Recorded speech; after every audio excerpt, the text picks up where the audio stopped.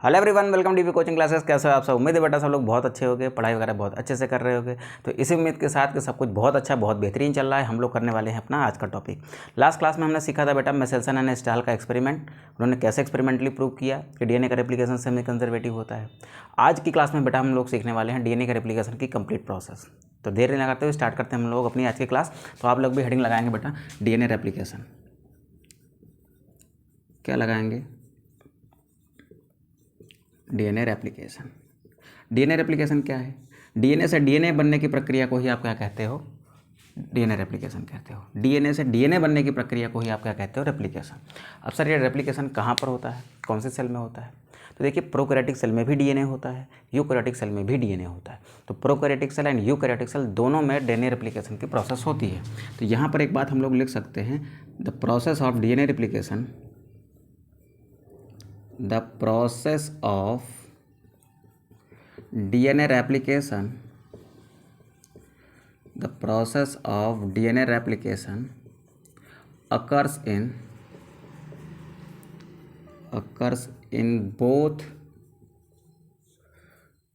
prokaryotic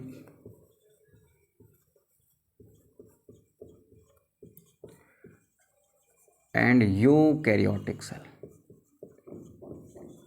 कहाँ पर होते हैं बेटा? प्रोकैरियोटिक सेल में भी होगी और यूकैरियोटिक सेल में भी होगी। ठीक है, अब सवाल ये उठता है बेटा कि प्रोकैरियोटिक सेल में कहाँ पर होती है एंड यूकैरियोटिक सेल में कहाँ पर होती है। ठीक है, तो हम लोग एक छोटी सी हेडिंग लगाते हैं बेटा, location of DNA replication. Location of DNA replication. Location of DNA replication. बेटा जहाँ जहाँ पर डीएनए होगा वहाँ वहाँ पर क्या होगी? रेप्लिकेशन की प्रोसेस होगी। तो प्रोकैरियोट्स में भी है एंड यूकैरियोट्स में भी है। तो कहाँ कहाँ पर हो सकता है बेटा? ये हो सकता है प्रोकैरियोट्स में भी और ये हो सकता है यूकैरियोट्स में भी। ये कहाँ पर हो सकता है? ये होता है प्रोकैरियोट में भी एंड यूकैरियोटिक सेल्स में भी। अब बात को ध्यान से सुनेंगे बेटा। प्रोकैरियोटिक सेल में क्या होता है? डीएनए कहाँ पर होता है? अगर आपसे कोई सवाल करे कि प्रोकैरियोटिक सेल में डीएनए कहाँ पर होता है तो आप क्या कहोगे? देखिए प्रोकैरियोटिक सेल जो होती है ना वो कुछ ऐसे होती है बेटा। प्रोकैरियोटिक सेल कुछ ऐसे होती है। ठीक, ये मैंने एक बैसिलस सेल बना रखी है। इसके अंदर यहाँ पर क्या भरा होता है बेटा? यहाँ पर होता है साइटोप्लाज्म। क्या होता है बेटा? यहाँ पर साइटोप्लाज्म होता है। अब इस साइटोप्लाज्म में ऐसा डबल स्ट्रैंडेड सर्कुलर डीएनए पाया जाता है। क्या है बेटा? ये डबल स्ट्रैंडेड सर्कुलर डीएनए। ये क्या है बेटा? Double stranded circular DNA. ठीक है, और ये क्या है बेटा? ये है इस बैक्टीरियल सेल का साइटोप्लाज्म। क्या है बेटा? साइटोप्लाज्म। अब चूंकि इसमें न्यूक्लियस होता नहीं है इसलिए आपका सर्कुलर डीएनए कहाँ होता है? साइटोप्लाज्म में होता है। अच्छा, साइटोप्लाज्म में होने के कारण डीएनए के रेप्लिकेशन की प्रोसेस भी कहाँ पर होगी? साइटोप्लाज्म में। तो इन प्रोकैरियोटिक सेल, यहाँ पर लिख सकते हैं हम लोग in prokaryotic cell, in prokaryotic cell DNA replication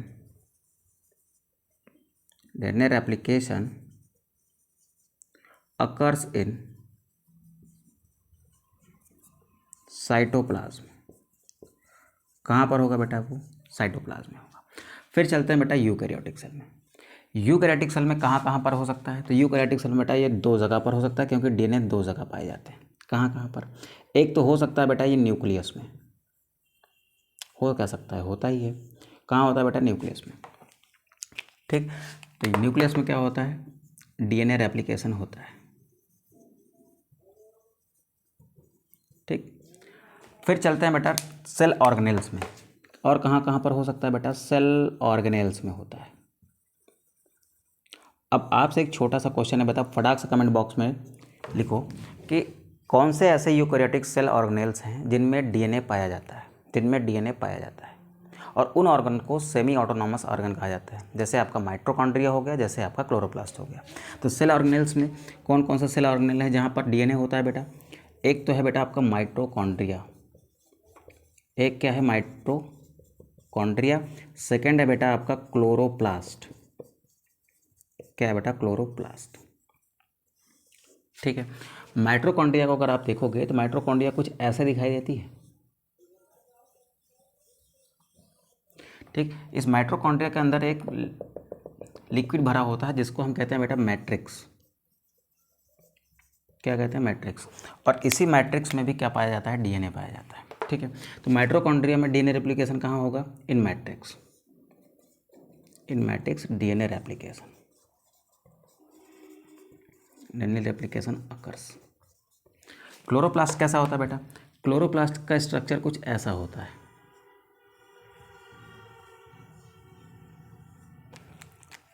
ठीक, यहाँ पर आपकी ग्रेना होती है ऐसे, और इसके अंदर भी क्या भरा होता है बेटा? इसके अंदर भी एक लिक्विड भरा होता है जिसको हम स्ट्रोमा कहते हैं, जहाँ पर फोटोसिंथेसिस की डार्क रिएक्शन चलती है। ये क्या है बेटा? ये स्ट्रोमा है। और इसका डीएनए कहाँ होता है बेटा? इसी स्ट्रोमा में होता है। कहाँ होता है? इसी स्ट्रोमा में होता है। ठीक, ये इसका डीएनए है और ये इसका डीएनए है। स्ट्रोमा में क्या होता है बेटा? DNA replication. यहाँ तक बात समझ आई बेटा? तो ये हो गई लोकेशन, जहाँ जहाँ पर डीएनए रेप्लिकेशन हो सकता है। ये क्या हो गई बेटा? टोटल लोकेशन होगी। अब चलते हैं बेटा नेक्स्ट टॉपिक में। नेक्स्ट टॉपिक आता है बेटा phase, phases of cell cycle, phase of cell cycle where DNA replication occurs, DNA replication occurs। तो अगर हम सेल की बात कर रहे हैं तो डीएनए रेप्लिकेशन कहाँ कहाँ पर होता है बेटा? प्रोकैरियोटिक सेल में भी होता है और यूकैरियोटिक सेल में भी होता है। Prokaryotic cell and also occurs in eukaryotic cell। ठीक है, हमने पढ़ी होगी बेटा सेल साइकिल। हमने क्या पढ़ी होगी? 11th में सेल साइकिल पढ़ी होगी। हमने पढ़ी होगी बेटा, हमने पढ़ी होगी सेल साइकिल। अब सेल साइकिल क्या कहती है? देखिए, सेल साइकिल में आपको इस तरीके के कुछ फेजेस देखने को मिलते हैं। ठीक है, सबसे पहले होता है बेटा ऐसे G1 फेज, फिर यहाँ पर होता है ऐसे S फेज, फिर यहाँ पर होता है ऐसे G2 फेज, फिर यहाँ पर होता है M फेज। ठीक है, ये बेटा क्या है? ये सेल डिवीज़न की एक साइकिल है। ठीक है, G1 phase, S, G2 and M phase. G1 का मतलब होता है ग्रोथ 1, S का मतलब सिंथेसिस, ग्रोथ 2 एंड यहाँ पर M फेज का मतलब यहाँ पर माइटोसिस एंड मियोसिस होती है। तो कोई सेल जो माइटोसिस एंड मियोसिस कर रही है बेटा, वो यहाँ से लेकर यहाँ तक, ठीक है, यहाँ से लेकर यहाँ तक सेम तरीके से बिहेव करती है। और इस पूरे फेज़ को कलेक्टिवली इंटरफेज कहा जाता है। क्या कहा जाता है बेटा? इंटरफेस कहा जाता है। अब मेरी बात को ध्यान सुनो। जिस सेल के अंदर न्यूक्लियस होगा वो तो इस सेल साइकिल की तरह चलेगी, उसके सेल इस सेल साइकिल की तरह बिहेव करेगी, उसमें ये सारी चीज़ें होंगी। लेकिन जिस सेल में न्यूक्लियस ही नहीं होगा वो इस सेल साइकिल को फॉलो नहीं करता। तो प्रोकैरियोटिक सेल में सेल साइकिल नहीं फॉलो होती। क्यों? क्योंकि इसमें न्यूक्लियस नहीं होता। तो क्या लिखते हैं बेटा? Due to lack of nucleus cell cycle not occurs in prokaryotic cell। Cell cycle prokaryotic cell में नहीं होती। क्यों नहीं होती? क्योंकि इसमें न्यूक्लियस नहीं होता।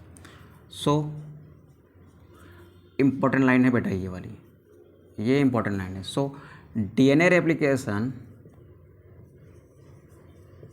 so DNA replication occurs in prokaryotic cell, occurs in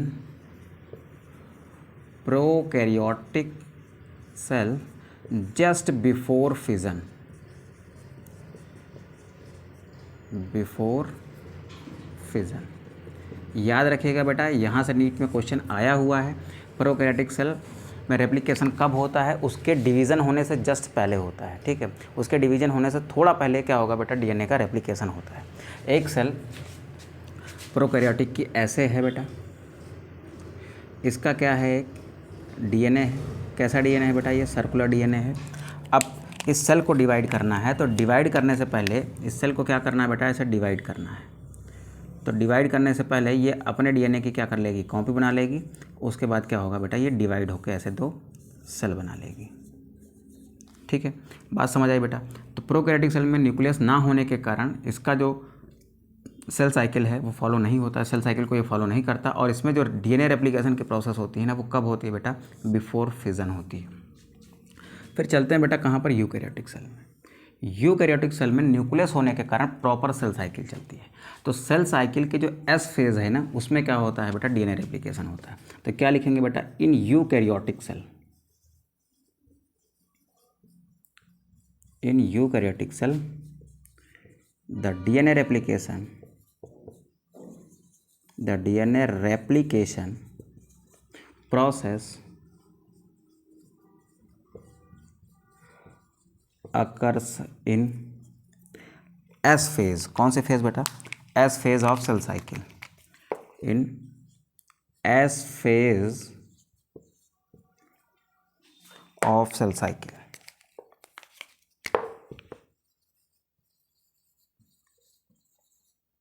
ठीक। यूकैरियोटिक सेल में जो डीएनए रेप्लिकेशन की प्रोसेस है वो कहाँ पर होती है बेटा? एस फेज में होती है। कहाँ पर होगी? S phase. एस फेज का मतलब होता है सिंथेसिस फेज, यहाँ पर सिंथेसिस होती है किसकी? डीएनए की। ठीक है, डीएनए के एक नए कॉपी की सिंथेसिस होती है कहाँ पर? आपके एस फेज में। यहाँ तक बात बेटा क्लियर है? तो हमने क्या देख लिया? हमने अभी तक दो चीज़ें देख लिया है, एक देख लिया डीएनए रेप्लिकेशन और एक देख लिया है बेटा क्या? Phases of cell cycle. अब एक तीसरे पॉइंट पर चलते हैं बेटा, जिसका नाम है ओरिजिन पॉइंट। क्या पढ़ेंगे बेटा हम लोग? अब एक टॉपिक पढ़ेंगे हम लोग, ओरिजिन पॉइंट। ठीक है, ओरिजिन पॉइंट क्या होता है? देखिए, डीएनए के अंदर एक ऐसा जगह होता है जहाँ पर कुछ स्पेशल सीक्वेंसेस होते हैं। किसके? न्यूक्लियोटाइड बेस पेयर्स के। जहाँ पर न्यूक्लियोटाइड बेस पेयर के कुछ स्पेशल सीक्वेंस होते हैं और जहाँ से रेप्लिकेशन की प्रोसेस स्टार्ट होती है। डीएनए कैसा स्ट्रक्चर होता है बेटा? कॉइल्ड स्ट्रक्चर होता है। आपने देखा है उसमें क्या होती है? कॉइलिंग होती है ऐसे। ठीक, तो अगर कॉइलिंग है इसमें, उसके बाद कहीं तो ऐसा कोई प्लेस होगा ना जहाँ से वो रेप्लिकेशन स्टार्ट होता होगा। क्योंकि देखो, इसका डीएनए कैसा होता है? प्रोकैरियोटिक का डीएनए सर्कुलर होता है, यूकैरियोटिक का लीनियर होता है। ठीक है, तो बेटा कहीं पर वो पॉइंट जरूर होगा जहाँ से रेप्लिकेशन स्टार्ट होता है।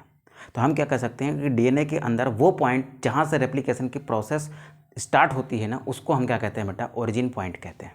ठीक है, तो क्या लिखेंगे बेटा? पॉइंट एट विच या फिर पॉइंट फ्रॉम विच, ऐसे लिखो थोड़ा सा और अच्छा हो जाएगा। Point in DNA from which process of DNA replication starts। मतलब वो पॉइंट जहाँ पर डीएनए रेप्लिकेशन स्टार्ट होता है ना, उसको आप क्या कहते हो? ओरिजिन पॉइंट कहते हैं। Point in DNA from which process of DNA replication starts is called origin point. बात समझ आई बेटा? अभी समझाते हैं। ठीक है, तो ओरिजिन पॉइंट हमको क्या देखने को मिल रहा है बेटा? ये मान लो एक डीएनए है। ये क्या है बेटा? एक डीएनए। डीएनए का ये वाला वो पॉइंट है ना जहाँ से रेप्लिकेशन स्टार्ट होगा, इस दिशा में भी और इस दिशा में भी। तो इस पॉइंट को ही हम क्या कहते हैं बेटा? Origin point. ठीक है, क्या कहेंगे बेटा? ओरिजिन पॉइंट कहेंगे। बात समझ आई बेटा? क्या कहेंगे इसको? ओरिजिन पॉइंट कहेंगे। अब देखो इधर, अब ये ओरिजिन पॉइंट प्रोकैरियोटिक सेल में थोड़ा सा अलग होता है। Prokaryotic cell and eukaryotic cell. अब ध्यान सुनिए, प्रोकैरियोटिक सेल का डीएनए कैसा होता है बेटा? ऐसे सर्कुलर होता है। ठीक है, यूकैरियोटिक डीएनए कैसा होता है बेटा? वो ऐसे लीनियर होता है और बहुत बड़ा होता है। ठीक है, ये कैसा होता है? इसका डीएनए जो है ना, वो कैसा होता है बेटा? स्मॉल होता है और सर्कुलर होता है। यूकैरियोटिक का जो डीएनए है वो कैसा होता है बेटा? वो लार्ज होता है और लीनियर होता है। ठीक है, तो प्रोकैरियोटिक सेल में बेटा ध्यान से सुनेंगे, प्रोकैरियोटिक सेल में केवल एक ओरिजिन पॉइंट होता है। चलो ये मान लिया क्या है? इसका ओरिजिन पॉइंट है। लेकिन यूकैरियोटिक डीएनए में एक से ज़्यादा क्या होते हैं बेटा? ओरिजिन पॉइंट होते हैं। ठीक है, क्योंकि डीएनए बहुत बड़ा है, एक से ज़्यादा ओरिजिन पॉइंट की ज़रूरत क्यों है? अभी बताता हूँ मैं क्यों ज़रूरत है। ठीक है, जब हम लोग पढ़ेंगे रेप्लिकॉन का कॉन्सेप्ट तब देखेंगे। ठीक है, एक से ज़्यादा ओरिजिन पॉइंट की ज़रूरत क्यों है? तो हम यहाँ क्या लिखते हैं बेटा? प्रोकैरियोटिक सेल में क्या होता है बेटा? सिंगल ओरिजिन पॉइंट होता है। क्या है? Single origin point. Eukaryotic cell में क्या है बेटा? Many origin point. देख लो, आपको थोड़ा सा डिफरेंस भी दिख रहा है इन दोनों के डीएनए रेप्लिकेशन में। ठीक है, तो यहाँ तक बात क्लियर हो गई बेटा। यहाँ से यहाँ तक हमने चीज़ों को समझ लिया है। सबसे पहले हमने देखा कि डीएनए रेप्लिकेशन क्या होता है, कहाँ पर हो सकता है, प्रोकैरियोटिक में हो सकता है, यूकैरियोटिक में हो सकता है। फिर देखा कि इसकी लोकेशन क्या है। लोकेशन ये यूकैरियोटिक सेल में भी है, प्रोकैरियोटिक सेल में भी है, तो लोकेशन वहीं पर होगी डीएनए रेप्लिकेशन की जहाँ पर डीएनए होगा। तो यूकैरियोटिक सेल में डीएनए न्यूक्लियस में भी होता है और सेल ऑर्गेनेल्स में भी होता है। न्यूक्लियस में कहाँ कहाँ पर होता है बेटा, न्यूक्लियस में कहाँ पर होता है, न्यूक्लियोप्लाज्म में होता है। ठीक है, और क्रोमैटिन या फिर क्रोमोसोम के रूप में पाया जाएगा। क्रोमोसोम के रूप में तब पाया जाएगा जब वो हाईली कंडेंस हो जाएगा। ठीक है, तो क्रोमैटिन के रूप में जब रहता है ना, तभी इसका क्या होता है बेटा, डीएनए रेप्लिकेशन होता है। ठीक है, आगे चलते हैं बेटा। फिर सेल ऑर्गेनेल्स में कहाँ कहाँ पर हो सकता है, माइटोकॉन्ड्रिया और क्लोरोप्लास्ट में। माइटोकॉन्ड्रिया में कहाँ पर होता है, मैट्रिक्स में। क्लोरोप्लास्ट में कहाँ पर होता है बेटा, स्ट्रोमा में। ठीक, उसके बाद फिर हम लोग आगे चलते हैं बेटा, phases of cell cycle where DNA replication occur, यानी कौन सी फेज ऐसी होती है जहाँ पर डीएनए रेप्लिकेशन होता है। ये भी एक इंपॉर्टेंट लाइन है बेटा, यहाँ से भी क्वेश्चन आ चुका है नीट में। अगर हम बात करते हैं बेटा यूकैरियोटिक सेल की, तो फिर क्या होता है, डीएनए का रेप्लिकेशन एस फेज में होता है। प्रोकैरियोटिक सेल में कोई सेल साइकिल ही नहीं होती, क्यों, क्योंकि उसमें न्यूक्लियस नहीं होता। न्यूक्लियस ना होने के कारण कोई सेल साइकिल नहीं होती, और उसका जो रेप्लिकेशन होता है ना, वो कब होता है बेटा, प्रोकैरियोटिक सेल के फिजन के जस्ट पहले होता है। ये भी एक इंपॉर्टेंट लाइन है, नीट में आया हुआ क्वेश्चन है बेटा यहाँ से। ठीक है, उसके बाद चलते हैं बेटा ओरिजिन पॉइंट पर। डीएनए के अंदर कोई एक ऐसा पॉइंट जरूर होता है जहाँ से रेप्लिकेशन की प्रोसेस स्टार्ट होती है, और रेप्लिकेशन उस ओरिजिन पॉइंट के दोनों साइड होता है। ठीक है, तो एक बात लिखना चाहो तो लिख सकते हो, नहीं आप इसको स्क्रीनशॉट करिए, फिर देन हम लोग आगे बढ़ते हैं, उसके बाद लिखने की कोशिश करते हैं। चलो बेटा, अगर एक बात यहाँ पर और लिखनी है तो इसको एक बात और लिख लेना कि ओरिजिन पॉइंट के दोनों डायरेक्शन में, अगर ये देखो, ये अगर ओरिजिन पॉइंट है, ये अगर ओरिजिन पॉइंट है, तो रेप्लिकेशन प्रोसेस इधर भी चलेगी और रेप्लिकेशन की प्रोसेस इधर भी चलेगी। यानी रेप्लिकेशन की प्रोसेस क्या होती है, ओरिजिन पॉइंट के दोनों साइड चलती है। तो यहाँ पर लिखना है तो लिख सकते हो बेटा, process of replication, process of replication occurs on both side of origin point, both side of origin point। Replication की प्रोसेस ओरिजिन पॉइंट के दोनों साइड चलती है बेटा, ये बातें हमने सीख ली हैं। ठीक है, तो चलिए अब बेटा इसको रफ करते हैं और फिर हम लोग आगे बढ़ते हैं। स्क्रीनशॉट कर लीजिए एक बार उसको भी। चलिए बेटा इसको रफ करते हैं हम लोग।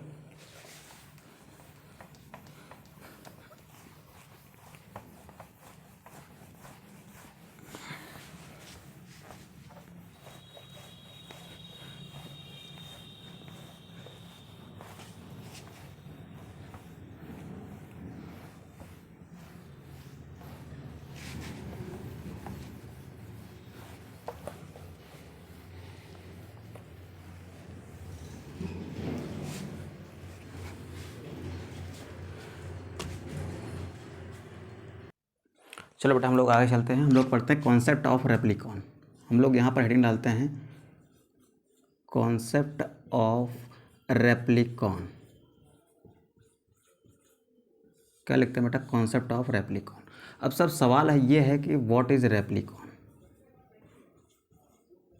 ठीक है, रेप्लिकॉन क्या है, देखते हैं बेटा क्या है। देखो रेप्लिकॉन आपको मिलेगा कहाँ पर, रेप्लिकॉन मिलेगा आपको यूकैरियोटिक डीएनए में। कहाँ मिलेगा बेटा, यूकैरियोटिक डीएनए में। तो यूकैरियोटिक डीएनए कहाँ पर होता है बेटा, यूकैरियोटिक सेल में। तो इसका मतलब रेप्लिकॉन कहाँ पर होते हैं, रेप्लिकॉन होते हैं बेटा यूकैरियोटिक सेल में। क्या होता है बेटा, यूकैरियोटिक सेल्स में होता है। यूकैरियोटिक सेल का जो डीएनए होता है ना, वो बहुत लंबा होता है और लीनियर होता है। ठीक है, चलो बनाते हैं बेटा एक डीएनए। ठीक है, ये क्या है बेटा, यूकैरियोटिक डीएनए है।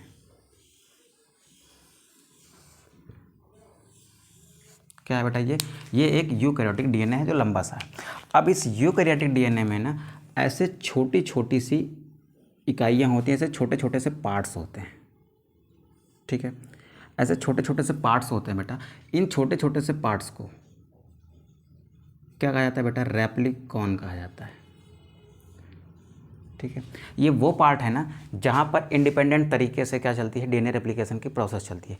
एक डीएनए रेप्लिकेशन की प्रोसेस यहाँ पर चल रही होगी, उसी टाइम पर हो सकता है इसमें भी डीएनए रेप्लिकेशन की प्रोसेस चल रही हो, इसमें भी चल रही हो। तो रेप्लिकॉन क्या है, डीएनए की ऐसी छोटी छोटी यूनिट्स जो इंडिपेंडेंटली रेप्लिकेशन की प्रोसेस करती हैं, उनको हम क्या कहते हैं, रेप्लिकॉन कहते हैं। जैसे देखो यहाँ पर रेप्लिकेशन कैसा चल रहा है, इस वाले खंड के ऊपर इसका कोई प्रभाव नहीं पड़ेगा। यहाँ पर जो रेप्लिकेशन की प्रोसेस चल रही है, हो सकता है सेम उसी टाइम पर उसी तरीके की रेप्लिकेशन प्रोसेस यहाँ चल रही हो। जैसा डीएनए रेप्लिकेशन इस खंड में होना है, उसी टाइम पर हो सकता है इस खंड में भी चल रहा हो। ठीक है, तो रेप्लिकॉन क्या है बेटा, डीएनए का वो छोटा सा पार्ट है ना जहाँ पर इंडिपेंडेंटली क्या होता है, डीएनए रेप्लिकेशन होता है। ठीक है, तो क्या लिखेंगे बेटा, what is replicon? Replicon is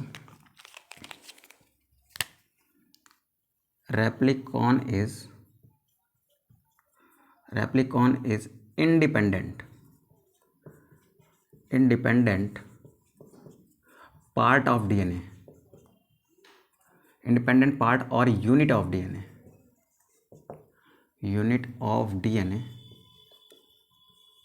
where replication occurs, जहाँ पर क्या होता है बेटा, रेप्लिकेशन होता है।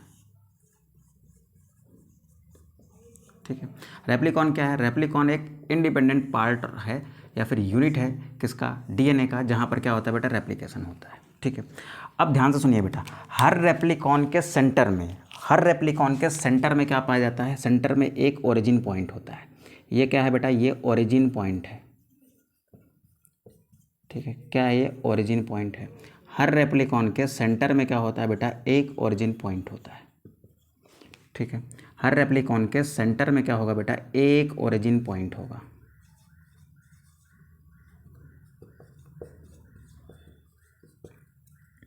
इसके भी सेंटर में क्या है? ओरिजिन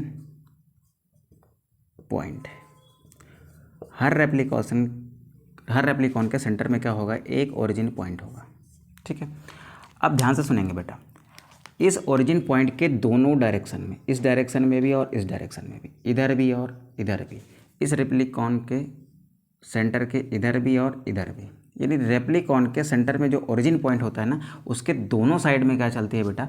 दोनों साइड में रेप्लिकेशन की प्रोसेस चलती है। तो पहली बात क्या लिखेंगे? पहली बात हम यहाँ पर ये लिखेंगे कि ईच रेप्लिकॉन हैव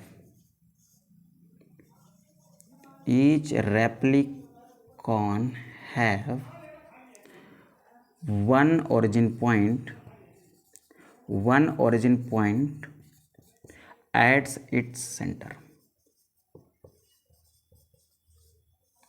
ठीक है, तो ये जो ओरिजिन पॉइंट है ना बेटा, कहाँ पर होते हैं? रेप्लिकॉन के सेंटर में होते हैं, यूकैरियोटिक सेल में। ठीक है, अब यहाँ पर क्या होता है? From origin point DNA replication process is by directional. Origin point के दोनों ओर, इस साइड भी और इस साइड भी डीएनए के रेप्लिकेशन की प्रोसेस होती है। फ्रॉम, दूसरा पॉइंट चलो बना लेते हैं इसको, from origin point process of DNA replication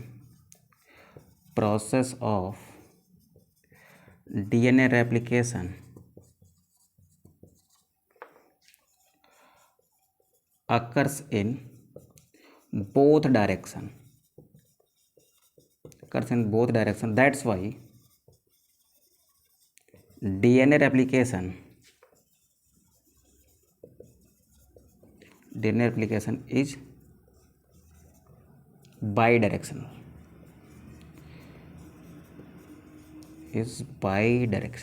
यहाँ तक बात क्लियर है बेटा कि डीएनए का रेप्लिकेशन ओरिजिन पॉइंट के दोनों ओर होता है। नहीं, रेप्लिकेशन की प्रोसेस कैसे होती है? ओरिजिन पॉइंट के दोनों तरफ होती है, नहीं बाई डायरेक्शनल होता है। यहाँ तक बात समझ आई बेटा। अच्छा, ये छोटे छोटे रेप्लिकॉन होते ही क्यों होते हैं भाई? एक ही होना चाहिए था, क्यों बार बार होते हैं? देख बेटा, ऐसा है कि आपको एक बहुत बड़ी सी दीवार बनानी है, अगर आपको देखो ये इतनी बड़ी अगर एक दीवार बनानी है तो एक मिस्त्री आप इधर लगा दीजिए, एक मिस्त्री आप इधर लगा दीजिए, तो क्या होगा? ये लोग ऐसे क्या करेंगे? इधर से ये बनाते जा रहा है, इधर से ये बनाते जा रहा है।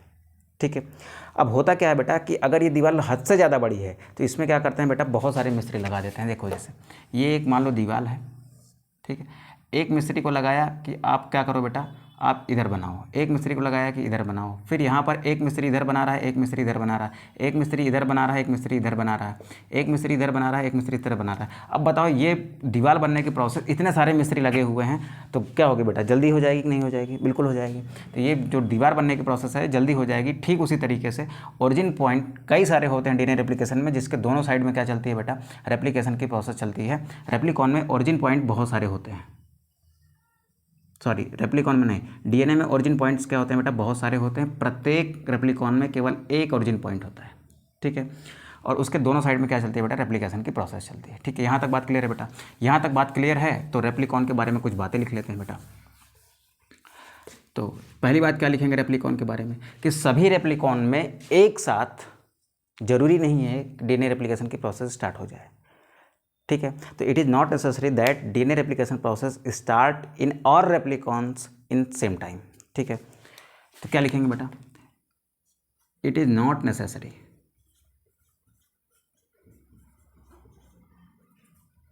it is not necessary that replication occurs in replicon at once, in all replicon लिखना at once। ठीक है, दूसरी बात क्या लिखोगे बेटा कि पहली बात तो ये लिखा कि सभी रेप्लिकॉन्स में ज़रूरी नहीं है कि एक साथ डीएनए की रेप्लिकेशन की प्रोसेस स्टार्ट हो जाए। ठीक है, तो हमने लिखा it is not necessary that replication occurs in all replicon at same time. ठीक है, दूसरी बात ये लिखेंगे कि एक साथ तो नहीं हो सकता, लेकिन जब तक पूरे डीएनए में एक नई कॉपी नहीं बन जाती, यानी सभी रेप्लिकॉन्स की एक नई कॉपी नहीं बन जाती, यानी जब तक डीएनए का रेप्लिकेशन की प्रोसेस कंप्लीट नहीं हो जाती, तब तक सेल साइकिल की एस फेज को कंप्लीट नहीं माना जाता है। ठीक है, तो क्या लिखेंगे, until all DNA replicate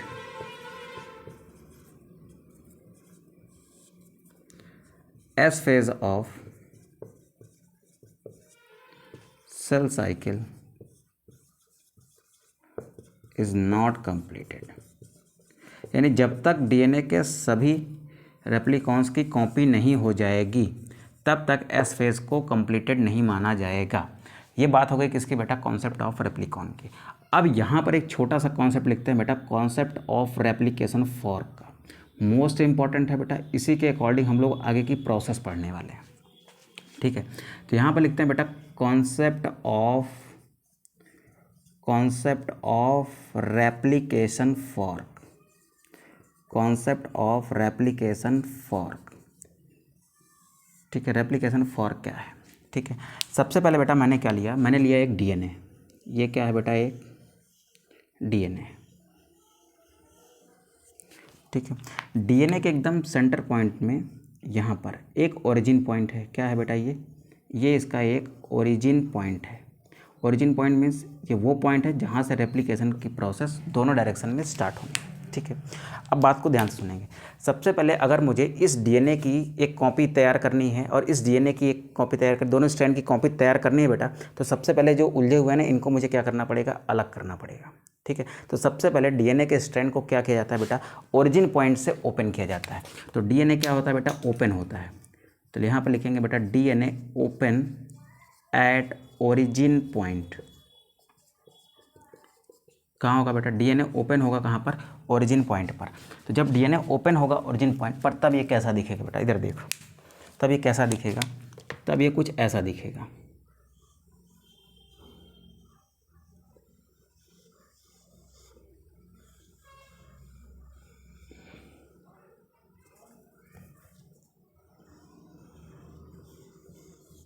ठीक है, यहाँ सेंटर में क्या है बेटा, सेंटर में ये इसका ओरिजिन पॉइंट है।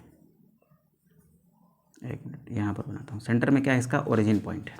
ठीक है, तो ओरिजिन पॉइंट से जहाँ से डीएनए ये ओपन हुआ ना, दोनों स्ट्रैंड के बीच के हाइड्रोजन बॉन्डिंग को ब्रेक किया डीएनए हेलिकेज ने, उसके बाद इसको क्या कर दिया, ओपन कर दिया। अब यहाँ पर क्या बना बेटा, ये जो बना हुआ है ना, इस बनी हुई स्ट्रक्चर को हम लोग कहते हैं बेटा रेप्लिकेशन बबल। क्या कहते हैं बेटा, रेप्लिकेशन बबल कहते हैं। ठीक है, अब एक रेप्लिकेशन बबल यहाँ बनाता हूँ, फिर मैं इसमें बनाता हूँ रेप्लिकेशन फॉर्क। ठीक है, ये क्या है मेरे पास, ये मेरे पास है एक रेप्लिकेशन का बबल, जिसको नाम दिया मैंने रेप्लिकेशन बबल का। ठीक है, ये इसका हो गया बेटा ओरिजिन पॉइंट।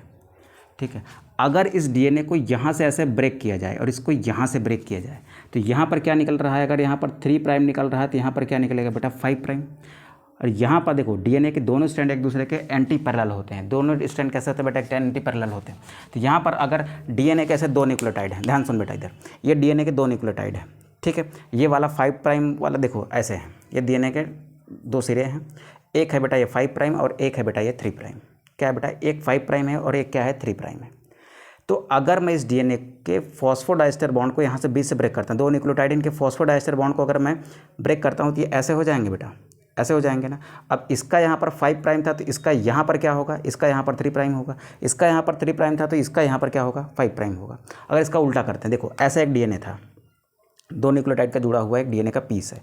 अगर ये एंड बेटा 3 प्राइम है, क्या है बेटा, ये एंड अगर 3 प्राइम है तो ये वाला कैसा होगा, ये 5 प्राइम होगा। ठीक है, अब यहाँ पर इस दोनों न्यूक्लियोटाइड के बीच के फॉस्फोडाइस्टर बॉन्ड को हमने ब्रेक किया ऐसे, तो यहाँ पर अगर 5 था तो यहाँ पर क्या आएगा बेटा, इस यहाँ पर क्या आएगा, यहाँ पर 3 आएगा।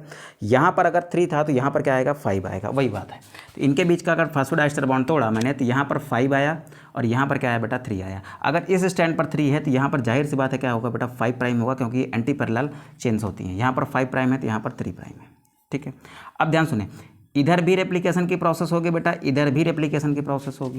तो इधर ये जो फॉर्क टाइप की स्ट्रक्चर बन रही है, ये इतनी को हम क्या कहते हैं बेटा, रेप्लिकेशन फॉर्क कहते हैं। क्या कहेंगे, रेप्लिकेशन फॉर्क कहेंगे। ये वाला हिस्सा भी क्या कहलाएगा बेटा, जहाँ पर एक ऐसा खुला हुआ स्ट्रक्चर है वाई शेप्ड, इसको भी क्या कहोगे बेटा, रेप्लिकेशन फॉर्क कहोगे, रेप्लिकेशन फॉर्क कहोगे। ठीक है, और ये पूरा स्ट्रक्चर यानी मैंने इसको बनाया यहाँ, मान लो ये पूरा स्ट्रक्चर क्या कहलाएगा बेटा, ये पूरा स्ट्रक्चर यहाँ से यहाँ तक क्या कहलाएगा बेटा, रेप्लिकॉन कहलाएगा। अब रेप्लिकॉन के बारे में 2 बातें यहाँ पर लिख सकते हो आप। पहली बात तो रेप्लिकॉन में क्या होता है, ओरिजिन पॉइंट कितने होते हैं, जितने रेप्लिकॉन होंगे उतने ओरिजिन पॉइंट होंगे। तो 1 replicon equal to 1 origin point. हर रेप्लिकॉन में क्या होगा, उसके सेंटर में एक ओरिजिन पॉइंट होगा। लेकिन हर रेप्लिकॉन में कितने रेप्लिकेशन फॉर्क होते हैं बेटा, देखो इधर एक यहाँ पर है और एक यहाँ पर है। तो यहाँ पर 1 रेप्लिकॉन इक्वल टू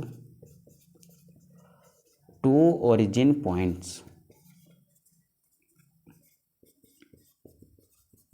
बात समझ आई बेटा, यहाँ तक बात समझ आ गई हो तो हम लोग आगे बढ़ते हैं। रेप्लिकेशन फॉर्क क्या है, ये जो हिस्सा दिख रहा है वाई शेप्ड ना, इधर का ये एक रेप्लिकेशन फॉर्क है, और इधर जो दिख रहा है बेटा ये क्या है, एक रेप्लिकेशन फॉर्क है।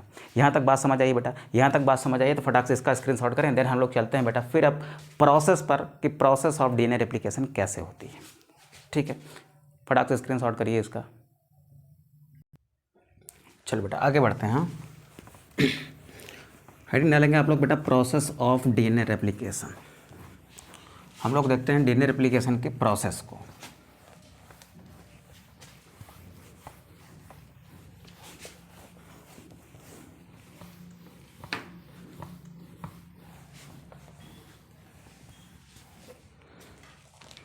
चलो फटाक से हेडिंग लगाते हैं हम लोग, प्रोसेस ऑफ डीएनए रेप्लिकेशन की।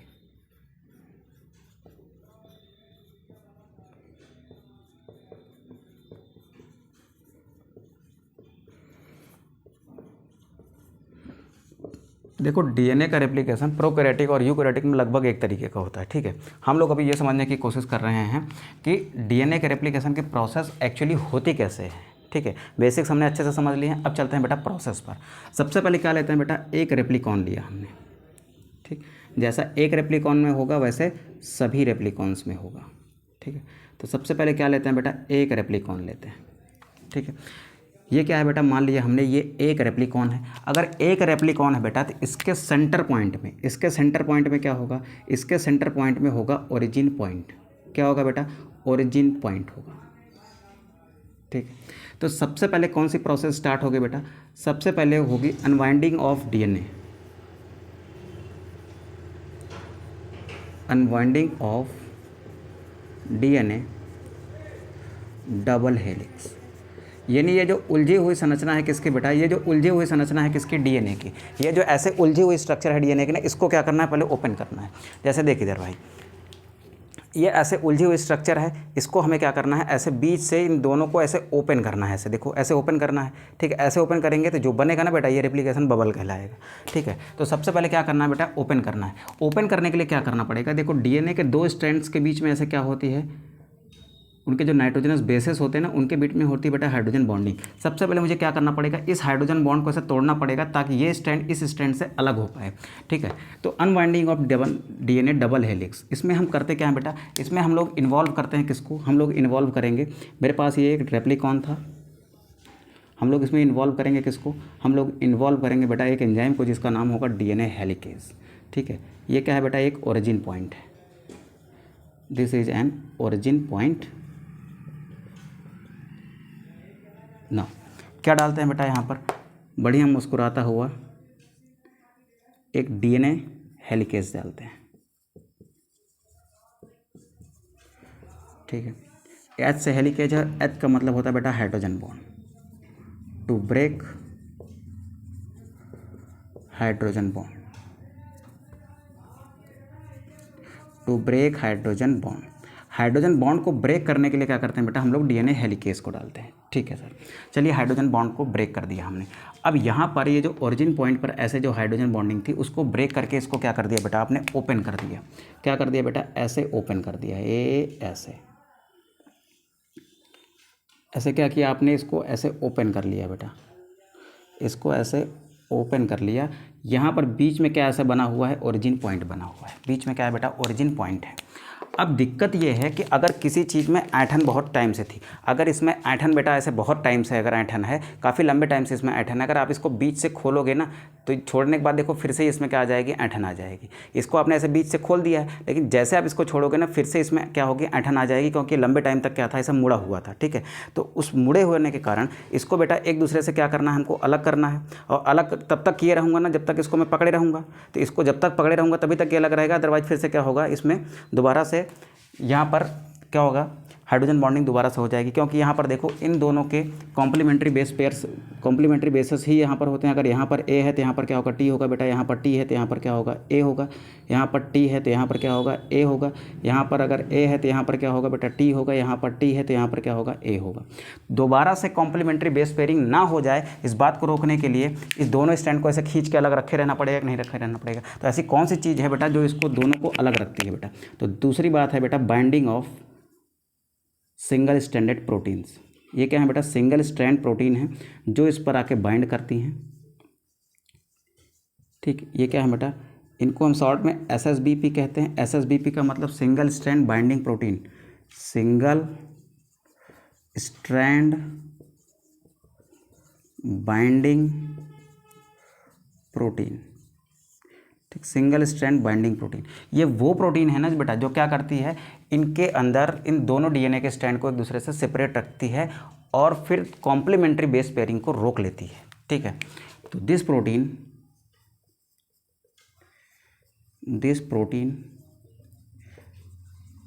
Keeps DNA strands separated from each other and prevent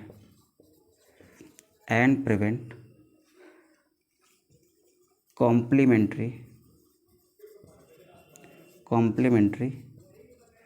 base pairing, complementary base pairing को रोक लेती है। ठीक है, तो ये हो गया बी वाले स्टेप। अब बेटा क्या होगा, जैसे आप इसको ऐसे खोलोगे ना, एक तार बहुत टाइम से ऐसे लिपटा हुआ था, जैसे आप इसको खोलोगे ना तो इस साइड में और इस साइड में ये ऐंठन जो है ना वो बढ़ती जाएगी। कभी आप घर पे कोई बिजली का वायर होता सबके घर में है, आप उसको ओपन करके देखना, ऐसे आप एक पूरा वायर लेना, बीच से ऐसे अचानक से खोल देना ऐसे। अच्छा, बीच से ऐसे खोलोगे ना, जैसे जैसे इसको ओपन करते जाओगे, ऐसे साइड ओपन करते जाओगे ना, यहाँ पर ऐंठन जो थी ना वो बढ़ती जाएगी, दोनों साइड में ऐंठन क्या होती जाती है, बढ़ती जाती है बेटा, कॉइलिंग बढ़ती जाती है। तो इस कॉइलिंग टेंशन को, यानी इसको कहते हैं हम लोग निगेटिव सुपर कॉइलिंग। क्या कहते हैं बेटा इसको, जो ऐंठन देखो इसको खोलने पर जो दोनों साइड ऐंठन बढ़ती जाती है ना, उसको हम लोग कहते हैं बेटा निगेटिव सुपर कॉइलिंग। क्या कहेंगे, निगेटिव सुपर कॉइलिंग। तो उस निगेटिव सुपर कॉइलिंग को रोकने के लिए भी एक एंजाइम होता है जिसको हम कहते हैं टोपोआइसोमरेज।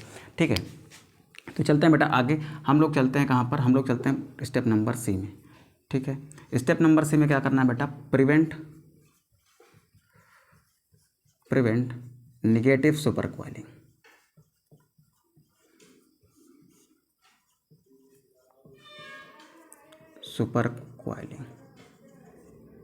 ठीक है, और ये जो स्ट्रक्चर बना हुआ है ना, इस स्ट्रक्चर को कहा जाता है बेटा रेप्लिकेशन बबल। ठीक, तो रेप्लिकेशन बबल बनने की वजह से इस दोनों साइड पर क्या हो जाती है बेटा, ऐंठन बढ़ जाती है, उसको हम क्या कहते हैं, निगेटिव सुपर कॉइलिंग कहते हैं। तो हम क्या लिखेंगे बेटा, to prevent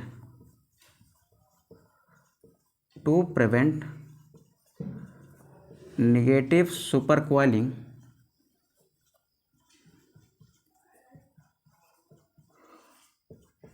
of both side of both side of DNA from origin point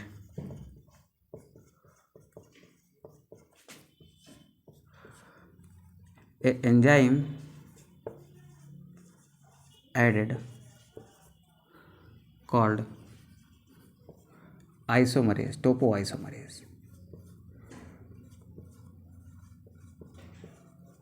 ठीक, टोपोआइसोमरेज क्या करेगा बेटा, इधर ऐंठन बढ़ी हुई है, देखो ऐसे, ये क्या है बेटा, यहाँ पर ऐंठन ऐसे बढ़ गई है,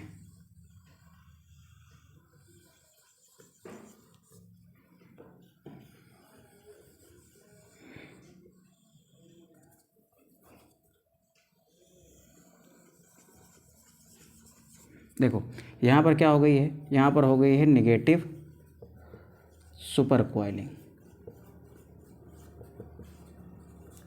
ठीक है, ओरिजिन पॉइंट के दोनों साइड DNA में क्या हो गई है बेटा, नेगेटिव सुपर कोइलिंग हो गई। क्या हो गया बेटा, नेगेटिव सुपर कोइलिंग हो गई। इस नेगेटिव सुपर कोइलिंग को रोकने के लिए ना यहाँ पर एक एंजाइम आता है बेटा जिसका नाम है टोपोआइसोमरेज। क्या आता है बेटा, टोपोआइसोमरेज, टोपोआइसोमरेज। टोपोआइसोमरेज क्या करता है बेटा, यहाँ पर एक कट मारता है। तो कभी भी आप ध्यान से सुनिएगा, आप जाके इसको एक्सपेरिमेंटली कर भी सकते हैं। एक वायर जो होगा, जो काफ़ी टाइम से कॉइल्ड स्ट्रक्चर होता है ना, उसको जब आप ओपन करोगे, ओपन करने के बाद में उसमें एक वायर में कट मारना, वो फटाक से वायर जितना ऐठा रहेगा ना, वो घूम के बार लगातार 2-3 बार घूम के कैसा हो जाएगा, सीधा हो जाएगा। ठीक है, तो टोपोआइसोमरेज क्या करता है बेटा, पहले यहाँ पर कट मारता है। कट मारने के बाद जब ये कॉइलिंग थोड़ा सा नेगेटिव सुपर कॉइलिंग खत्म हो जाएगी, तो फिर वो क्या करता है, जहाँ पर कट मार रहता है ना, उसी पार्ट को क्या करता है, वो बंद कर देता है। टोपोआइसोमरेज क्या करता है बेटा, cut and reseal DNA to prevent negative supercoiling, negative supercoiling. Negative supercoiling को रोकने के लिए टोपोआइसोमरेज क्या करता है बेटा, कट मारता है वहीं से, और कट मारने के बाद जब वो स्ट्रैंड सीधा हो जाता है, यानी इसकी नेगेटिव सुपर कॉइलिंग खत्म हो जाती है, ऐंठन खत्म हो जाती है, तब उसको क्या करता है बेटा, जोड़ देता है। ठीक, तो ये कहाँ मिलता है सर, ये मिलता है बेटा आपको यूकैरियोट्स में। कहाँ मिलता है ये, यूकैरियोट्स में। प्रोकैरियोट्स में यही काम करने के लिए एक एंजाइम होता है जिसको हम नाम देते हैं बेटा DNA गायरेज का। क्या लिखेंगे बेटा, इन प्रोकैरियोट्स, इन प्रोकैरियोट्स क्या मौजूद होता है बेटा, DNA गायरेज मौजूद होता है। क्या होता है बेटा, DNA गायरेज मौजूद होता है। सेम वही काम करता है कट एंड रीसीलिंग का इन प्रोकैरियोटिक DNA। ये क्या करता है बेटा, cut and reseal in prokaryotic DNA।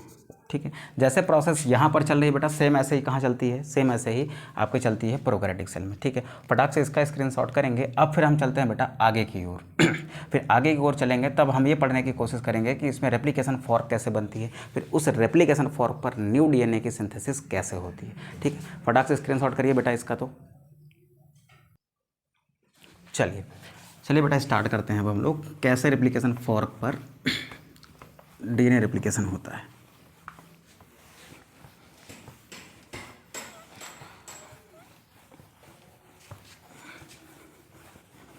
तो बाहर बेटा सड़क है, इतना शोरगुल होता है कि क्या ही कह सकते हैं।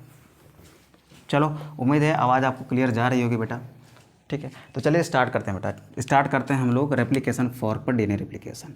तो यहाँ पर लिखिए बेटा, replication on DNA, replication on replication fork. Replication fork पर कैसे DNA रेप्लिकेशन होता है वो समझते हैं हम लोग। अभी हमने क्या बनाया है, अभी हमने एक ऐसे रेप्लिकेशन बबल बना रखा है। ठीक है, ऐसे हमने क्या बना रखा है बेटा, ऐसे हमने एक रेप्लिकेशन बबल बना रखा है।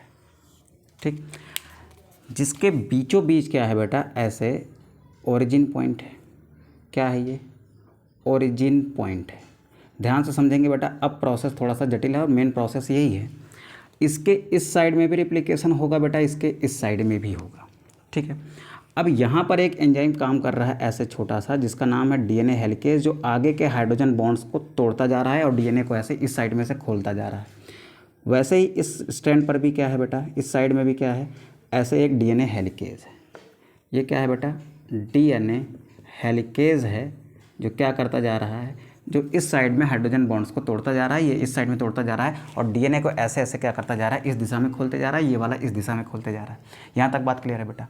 अब ध्यान से सुनेंगे बेटा, अब ध्यान से सुनेंगे। रेप्लिकेशन फॉर्क ये कहलाती है, इसको अलग करके बना लूँगा तो रेप्लिकेशन फॉर्क है, इसको अलग करके बना लूँगा तो ये रेप्लिकेशन फॉर्क है। चलो बनाते हैं।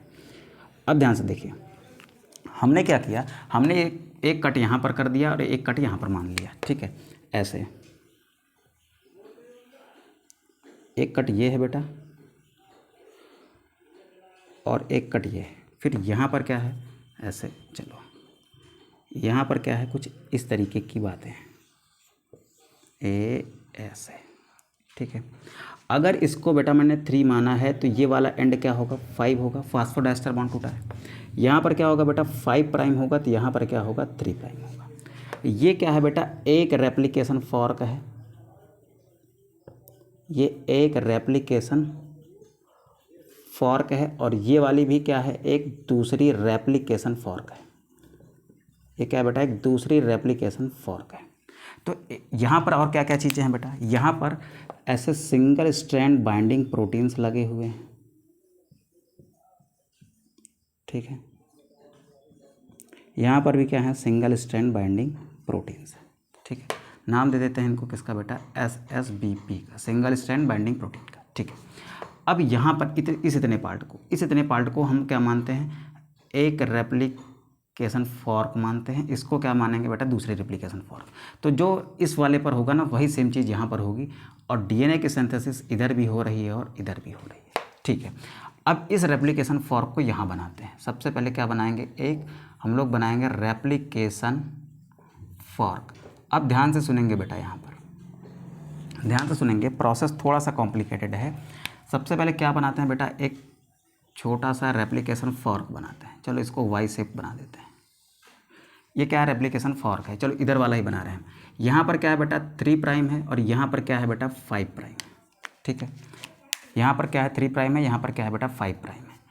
अब 3 प्राइम पर भी क्या है, ऐसे बहुत सारे न्यूक्लियोटाइड्स लगे होंगे, ठीक है। चलो लगा लेते हैं। यहाँ पर A, यहाँ पर T, यहाँ पर C, यहाँ पर G, यहाँ पर T, यहाँ पर T, यहाँ पर T, फिर A, फिर यहाँ पर A, फिर यहाँ पर A। यहाँ पर लिख लिया A के सामने T, A के सामने T, A के सामने फिर से T के सामने A, फिर से A, फिर से A, फिर C, फिर G, फिर A एंड फिर T, ठीक है। ये बेटा क्या है, मान लो ऐसे, ये न्यूक्लियोटाइड्स थे इस स्टैंड के, ये इस स्टैंड के न्यूक्लियोटाइड्स हैं, ठीक है। अगर ये 5 प्राइम है और यहाँ पर क्या है, सॉरी ये 3 प्राइम है, ये क्या है बेटा, 5 प्राइम है। डीएनए का रेप्लिकेशन किस दिशा में हो रहा है बेटा, डीएनए का रेप्लिकेशन की डायरेक्शन ये है, ठीक है। अब एक्चुअली में क्या हो रहा है वो समझेंगे। ये आपका डीएनए हेलिकेज है जो आगे डीएनए को ओपन करता जा रहा है, ठीक है। डीएनए में क्या होता है बेटा, डीएनए रेप्लिकेशन में इस स्ट्रैंड को देखकर कॉम्प्लीमेंट्री बेस के पेयरिंग के थ्रू यहाँ पर एक चेन बनेगी, ऐसे यहाँ पर एक चेन बनेगी, और इस वाले स्ट्रैंड को देखते हुए बेटा यहाँ पर एक चेन बनेगी। तो एक डीएनए यहाँ पर बनेगा और एक डीएनए यहाँ पर बनेगा।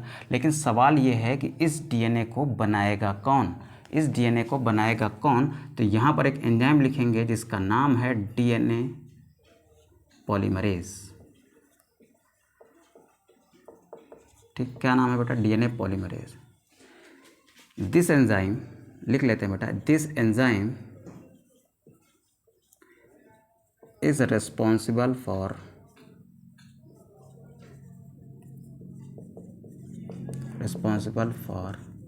Forming a new chain, forming a new strand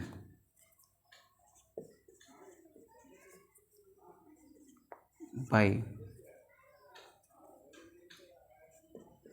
template reading. Template reading के थ्रू क्या कर सकता है बेटा, ये एक नई चेन बना सकता है। अब सवाल ये आया बेटा कि टेम्पलेट क्या होते हैं। अब आप मुझे देख के बताओ, यहाँ पर जो डीएनए बनेगा वो किसको देखकर बनेगा, कॉम्प्लीमेंट्री बेस पेयरिंग होगी तो किसको देखकर होगी, इस वाले को देखकर होगी ना। तो इस वाले को क्या कह लेंगे हम, इसको जिसको देख कर एक नई कॉपी बनती है ना, उसको हम क्या कहते हैं बेटा, टेम्पलेट कहते हैं, ठीक है। टेम्पलेट स्ट्रैंड है। ये वाला भी क्या होगा बेटा, ये वाला भी टेम्पलेट होगा, क्योंकि इसको देखकर यहाँ पर एक चेन बनेगी। ठीक है, तो ये भी क्या है बेटा, टेम्पलेट है। अब इस टेम्पलेट को देखकर यहाँ पर एक नए न्यूक्लियोटाइड को ऐड करता हुआ कौन जाएगा बेटा, वो जाएगा डीएनए पॉलीमरेज। ठीक है, कौन जाएगा बेटा, डीएनए पॉलीमरेज जाएगा। यहाँ तक बात क्लियर है। अब डीएनए पॉलीमरेज की कुछ शर्तें होती हैं, उसको आप ध्यान से सुन लीजिए। There are some conditions of DNA polymerase. DNA polymerase ने कहा कि ठीक है भाई, मैं कर तो दूंगा, लेकिन मेरी भी कुछ शर्तें हैं, आपको माननी पड़ेंगी। मैं इस पर एक नई चेन बना दूंगा, लेकिन मेरी कुछ शर्तें हैं जो आपको माननी पड़ेंगी। पहली शर्त उसने ये रखी कि जो मैं नई चेन बनाऊंगा ना, उसकी डायरेक्शन क्या होगी, 5' to 3' होगी। अगर यहाँ पर 5 है तो यहाँ पर 3 है, तो मैं नए न्यूक्लियोटाइडों को इस 3 की डायरेक्शन में ऐसे एक यहाँ पर ऐसे जोड़ता चला जाऊँगा। यानी मैं जो चेन बनाऊँगा ना, उसकी डायरेक्शन क्या होगी, 5 to 3 होगी। वो 3' एंड पर नए न्यूक्लियोटाइड को ऐड करता जाएगा। ठीक है, तो यहाँ पर क्या लिखते हैं बेटा, इसकी कुछ कंडीशंस लिखते हैं। इसकी कुछ कंडीशंस लिखते हैं किसकी, डीएनए पॉलीमरेज की। इसकी पहली कंडीशन क्या है बेटा, इसकी पहली कंडीशन ये है कि इसने ये कहा कि मैं जो नए न्यूक्लियोटाइड को ऐड करूंगा ना, वो हम कहाँ ऐड करेंगे बेटा, 3' एंड पर। यानी कि जो चेन बनने की डायरेक्शन होगी ना, वो सिंथेसिस ऑलवेज किस साइड में करेगा, 5' to 3'। तो इसने पहली शर्त क्या रखी कि DNA polymerase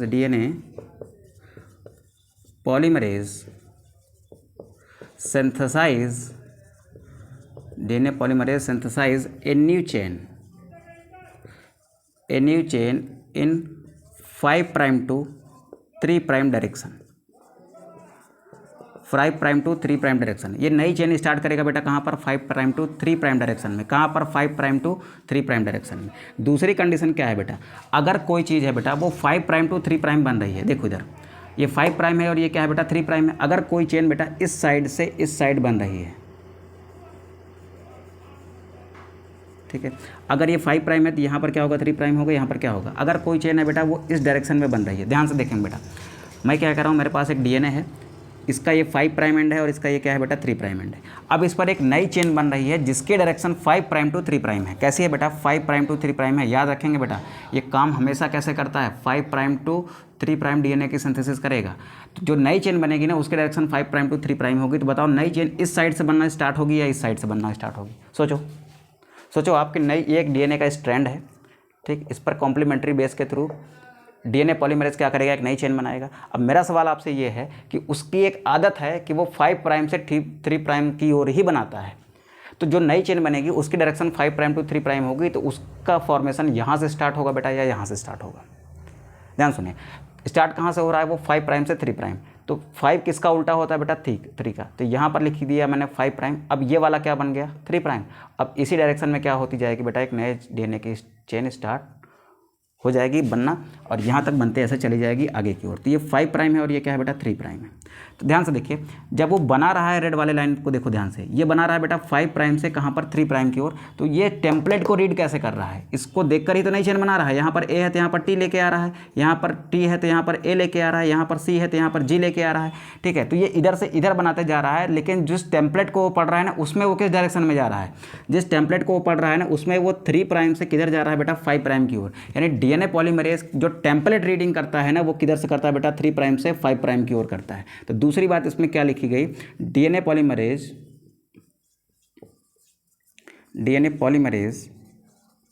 read template on 3' to 5' direction, 3' to 5' direction. ठीक है, डीएनए पॉलीमरेज ने कहा कि हम टेम्पलेट को रीड करेंगे किस दिशा में, 3 से 5 की दिशा में, और जो नई चेन बनाएंगे बेटा वो किस दिशा में होगी, 5' to 3' होगी। ठीक है, अब इसकी एक तीसरी बात सुन लीजिए बेटा, जो बहुत ही इंपॉर्टेंट है, आपके बहुत ही काम आने वाली है। ध्यान से सुनेंगे बेटा, ध्यान से सुनेंगे और इसको अच्छे से कंसिडर भी करेंगे। डीएनए पॉलीमरेज ने कहा कि ठीक है भाई साहब, मैं चेन तो बना दूंगा, डीएनए के पीछे 3' एंड पर एक न्यूक्लियोटाइड लगाते लगाते मैं चेन बना दूंगा, लेकिन मेरी एक शर्त है कि मुझे पहले से ही बनी बनाई कोई चेन चाहिए, 5' to 3' की पहले से बनी बनाई कोई चेन चाहिए, जिसके 3' एंड पर मैं नए न्यूक्लियोटाइड को जोड़ता हुआ एक चेन ऐसे बनाता चला जाऊंगा। ठीक है, तो दिक्कत क्या थी कि इसको पहले से बनी हुई कुछ चेन चाहिए। तो पहले से बनी हुई चेन क्या थी बेटा, यहाँ पर एक छोटी सी मैं चेन पहले से बना कर रख देता हूँ, ये ब्लैक कलर की। ठीक है, कॉम्प्लीमेंट्री बेस पेयरिंग बना के रख देता हूँ। यहाँ पर टी है, यहाँ पर ए कर देता हूँ, यहाँ पर ए है, यहाँ पर क्या कर देता हूँ बेटा, यू कर देता हूँ, क्योंकि ये क्या है बेटा, आरएनए प्राइमर है। आरएनए का छोटा सा पीस है तो उसमें थायमिन तो होगा नहीं, उसमें क्या होगा बेटा, यूरेसिल होगा। ठीक है, अगर ये वाला 3 प्राइम था, ये एंड अगर 3 प्राइम था तो ये एंड क्या होगा बेटा, 5 प्राइम होगा, ये वाला क्या होगा 3 प्राइम। अब डीएनए पॉलीमरेज क्या करेगा, इस दिशा में नए न्यूक्लियोटाइड को ऐसे ऐड करता जाएगा। सी के सामने जी ले आएगा, जी के सामने सी ले आएगा, फिर सी के सामने क्या ले आएगा, जी ले आएगा, टी के सामने ए ले आएगा, ए के सामने क्या ले आएगा, टी ले आएगा। ऐसे करते हुए बेटा यहाँ पर एक चेन बनाता चला जाएगा। लेकिन इसकी दिक्कत क्या है, इसको पहले से बनी बनाई कोई चेन चाहिए। डीएनए पॉलीमरेज किसी नई चेन की शुरुआत नहीं कर सकता। शुरुआत करने के लिए उसको एक आरएनए का पहले से छोटा सा प्राइमर चाहिए, यानी उसको पहले से बनी बनाई कुछ चेन चाहिए, तब वो आगे न्यूक्लियोटाइड को जोड़ के एक लंबी चेन बना सकता है। ठीक है, तो उसको क्या चाहिए बेटा, उसको पहले से बनी बनाई एक चेन चाहिए। ठीक है, क्या चाहिए, पहले से बनी बनाई एक चेन चाहिए, जिसे हम किस नाम से जान रहे हैं, आरएनए पॉलीमर से, आरएनए प्राइमर से। अब आरएनए प्राइमर क्या है, आरएनए का छोटा खंड है। किससे बना होगा बेटा, आरएनए का अगर खंड है तो देखो यहाँ पर एक मेरे पास है, मेरी बात ध्यान से सुनेंगे बेटा, सारा कॉन्सेप्ट यहीं पर समझना है हमको। मैं एक बार फिर से रिपीट कर रहा हूँ, ध्यान से समझिए आप इसको। यहाँ पर मैं इसको रफ करता हूँ, डीएनए पॉलीमरेज के सारे काम को मैं एक बार फिर से रिवाइज करता हूँ ताकि आपको समझने में दिक्कत ना हो। मेरे पास एक चेन है डीएनए की कुछ ऐसे, यहाँ पर बेटा 3 प्राइम एंड है, यहाँ पर क्या है 5 प्राइम एंड है। रुको एक मिनट, सीधी बनाता हूँ मैं थोड़ा सा। ये 3 प्राइम है और ये क्या है बेटा 5 प्राइम है। इसको टेम्पलेट रीडिंग कैसे आती है, 5 प्राइम टू 3 प्राइम। ठीक, नई चेन की सिंथेसिस करता है बेटा 5 prime to 3 prime. Template reading कैसे आती है बेटा, इसको 3 से 5 आती है, सॉरी। देखो नई चेन बनाएगा ये 5 से 3 की ओर। ठीक है, तो टेम्पलेट रीडिंग करेगा इधर से इधर की ओर। तो यहाँ पर मैं कुछ न्यूक्लियोटाइड्स लिख देता हूँ, A T A T A T A T A C G. ठीक, इसको सी कर देता हूँ। ठीक है, ये मेरे पास एक डीएनए की चेन है। इसको देखते हुए यहाँ पर एक नई चेन बनेगी, बनाएगा कौन, डीएनए पॉलीमरेज। इसकी शर्त ये है कि उसको इधर से बनाना है कि इधर से बनाना है। तो इसने कहा कि हम जो चेन बनाएंगे ना उसकी डायरेक्शन 5 से 3 की ओर होगी। अगर उसकी डायरेक्शन 5 से 3 की ओर होगी तो यहाँ पर तो 5 से 3 लिखा नहीं जा सकता, क्योंकि यहाँ पर ऑलरेडी 5 है। तो लिखा कहाँ जा सकता है बेटा, इस साइड में। इस साइड में 5 से 3 लिखा जा सकता है। तो ये चेन क्या हो सकती है, 5 प्राइम टू 3 प्राइम वाली हो सकती है। ये इधर से इधर बनती जाएगी ऐसे। ठीक, इसके बनने की डायरेक्शन ये है। अब बनने की डायरेक्शन ये है, तो आप देखो कि डीएनए पॉलीमरेज यहाँ पर एक एंजाइम है, ये भाई साहब क्या है, डीएनए पॉलीमरेज है। ठीक है, ये डीएनए पॉलीमरेज है। ये इसको कॉपी करते हुए, इसको देखते हुए यहाँ पर कॉम्प्लीमेंट्री बेस पेयरिंग के थ्रू एक नए न्यूक्लियोटाइड को ऐड करते जा रहे हैं। सवाल ये है कि ये जिस स्ट्रैंड को देखकर कॉपी कर रहे हैं उस स्ट्रैंड की डायरेक्शन क्या है, उसकी डायरेक्शन बेटा 3 to 5 है। देखो इधर जा रहा है ना, तो 3 to क्या है 5 है। यानी ये टेम्पलेट रीडिंग करता है कहाँ पर, 3 to 5। नई चेन कैसे बनाता है बेटा, 5 to 3 बनाता है। अब दिक्कत यह है कि ये काम तभी स्टार्ट करेंगे ना जब इनको यहाँ पर एक आरएनए की बनी हुई चेन पहले से मिलेगी। यहाँ पर इनको क्या मिलनी चाहिए, यहाँ पर इनको एक आरएनए की बनी हुई चेन मिलनी चाहिए। ठीक, अब सवाल ये है कि ये आरएनए की जो चेन है ना, इसको हमने नाम दिया आरएनए प्राइमर का। अब इस आरएनए प्राइमर को कौन बनाता है बेटा, इस आरएनए प्राइमर को बनाने वाला जो एंजाइम है उसका नाम है आरएनए पॉलीमरेज। ठीक है, जो किस पर डिपेंड रहता है, जो डीएनए के स्ट्रैंड को देखकर क्या बनाता है, आरएनए बनाता है। तो आरएनए पॉलीमरेज क्या है बेटा, इसको हम कहते हैं DNA dependent, DNA dependent RNA polymerase. ठीक, इसने इस डीएनए को देखकर क्या बनाया, एक आरएनए का न्यूक्लियोटाइड बनाया। यहाँ पर ए है तो यहाँ पर क्या बनाएगा, ये यू लाएगा क्योंकि ये आरएनए है। यहाँ पर टी है तो बेटा यहाँ क्या ले आएगा, ए। अब देख इधर, अगर यहाँ पर 3 है तो यहाँ पर क्या होगा बेटा 5 प्राइम हो जाएगा, तो इधर क्या हो जाएगा 3 प्राइम हो जाएगा।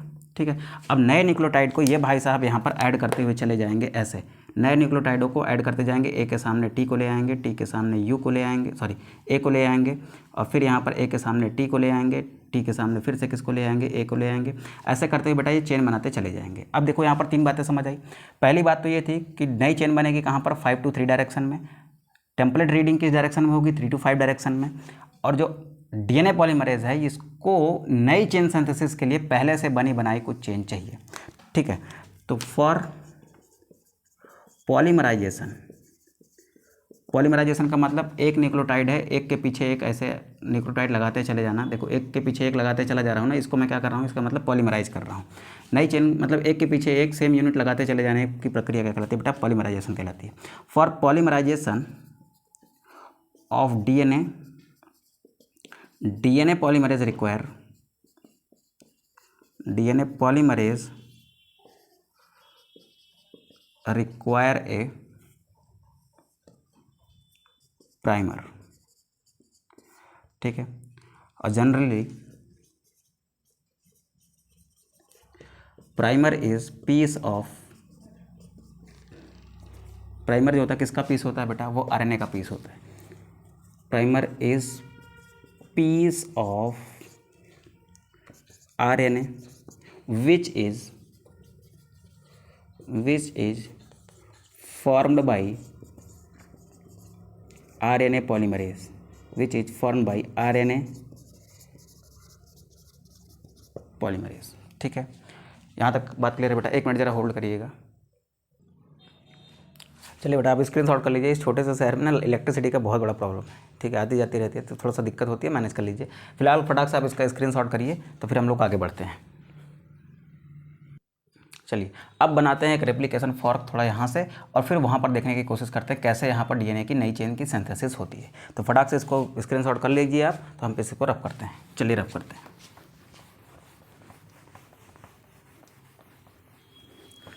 बेटा क्लास बहुत लंबी होती जा रही है, लेकिन क्या करोगे, कॉन्सेप्ट अच्छा है, हमें तो अच्छे से सीखना है, ठीक है। तो अगर मैं अच्छे से पढ़ा रहा हूँ, आपको अच्छा लग रहा है, तो फिर वीडियो को अपने दोस्तों के साथ शेयर करिए। अगर चैनल पर नए हो तो सब्सक्राइब करिए, ठीक है। चलिए देखते हैं बेटा आगे क्या होता है।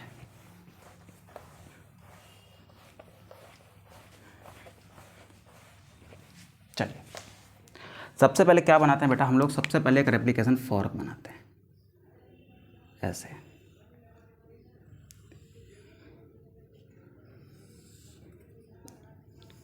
यहाँ बना रहे हम लोग रेप्लिकेशन फॉर्क। ये अगर 3 प्राइम है तो ये एंड क्या होगा, 5 प्राइम होगा। ये 3 प्राइम है तो ये वाला एंड क्या होगा, 5 प्राइम होगा, ठीक है। अब यहाँ पर कुछ न्यूक्लियोटाइड लगा लेते हैं। यहाँ पर ए, यहाँ पर टी, यहाँ पर सी, यहाँ पर जी, यहाँ पर जी, यहाँ पर सी, ए टी सी जी सी जी सी। यहाँ पर सी है तो यहाँ पर क्या होगा, जी होगा, जी है तो सी होगा, फिर सी है तो जी होगा, जी है तो फिर सी होगा, फिर टी है तो यहाँ पर ए होगा, यहाँ पर ए है तो यहाँ पर टी होगा, फिर सी है तो जी होगा, जी है तो सी होगा, जी है तो फिर से सी होगा, फिर सी है तो यहाँ पर जी होगा, टी है तो यहाँ पर ए होगा, यहाँ पर ए है तो यहाँ पर टी होगा, ठीक है। ये न्यूक्लियोटाइड स्ट्रैंड हैं, सॉरी न्यूक्लियोटाइड्स के सीक्वेंस है कहाँ पर, दोनों स्ट्रैंड्स पर। चलो अब सबसे पहले डीएनए पॉलीमरेज की शर्त क्या क्या है। ये डीएनए पॉलीमरेज है, ठीक। देखो एक मिनट अच्छे से बनाता हूँ भाई, आप काम तो अच्छा कर रहे हैं ना। तो ये हो गया आपका डीएनए पॉलीमरेज, ठीक है। डीएनए पॉलीमरेज की शर्त ये है कि ये सिंथेसिस करेगा कैसे, ये नई चेन जो बनाएगा ना, उस नई चेन बनाने की दिशा क्या होगी, 5 to 3 होगी। टेम्पलेट रीडिंग यानी जिस डीएनए को देखेगा ना, उस डीएनए को रीडिंग करने की दिशा क्या होगी बेटा, 5 प्राइम to 3 प्राइम होगी। टेम्पलेट रीडिंग कैसे करता है बेटा, ये सॉरी टेम्पलेट रीडिंग करता है बेटा 3 प्राइम to 5 प्राइम, सॉरी ध्यान से देखिएगा। सिंथेसाइज करेगा बेटा 5 से 3 की ओर, और टेम्पलेट रीडिंग करता है कहाँ पर, एक तो बाहर इतना शोर हो रहा है बेटा, बड़ी डिस्टर्बेंस है, बोलना कुछ है निकल कुछ जा रहा है। टेम्पलेट रीडिंग कैसे करेगा बेटा, ये टेम्पलेट रीडिंग करता है 3 to 5 में। और सबसे बड़ी जो इसकी रिक्वायरमेंट है, इसको क्या चाहिए, पहले से बनी बनाई एक आरएनए की चेन चाहिए, यानी आरएनए प्राइमर चाहिए। RNA primer require for new synthesis.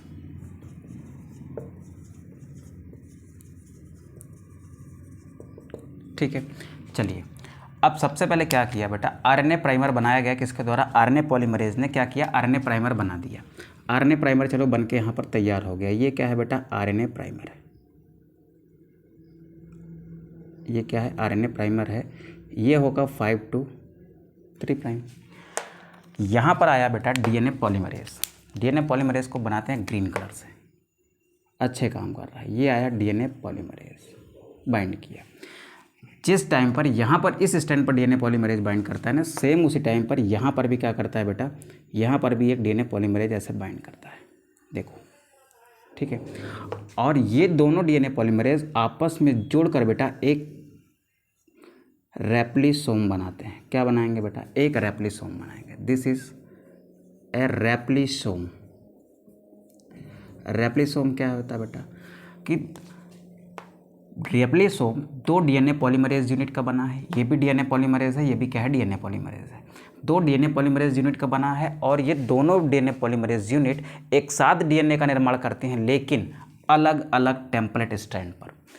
फिर से सुन लो, रेप्लिसोम 2 डीएनए पॉलीमरेज यूनिट का बना है, दोनों डीएनए पॉलीमरेज यूनिट एक साथ डीएनए की सिंथेसिस करती हैं एक साथ, यानी जिस टाइम पर यहाँ पे बन रहा होगा उसी टाइम पर यहाँ पर बन रहा होगा, जिस टाइम पर यहाँ पर बन रहा होगा सेम उसी टाइम पर यहाँ पर बन रहा होगा। यानी रेप्लिसोम 2 डीएनए पॉलीमरेज यूनिट का बना होता है जो एक साथ डीएनए की सिंथेसिस करती हैं लेकिन अलग अलग स्ट्रैंड पर। ठीक है, तो क्या लिख सकते हैं बेटा इसको, रेप्लिसोम को, replisome is made up of, रेप्लिसोम is made up of 2 DNA polymerase unit, 2 DNA polymerase unit which form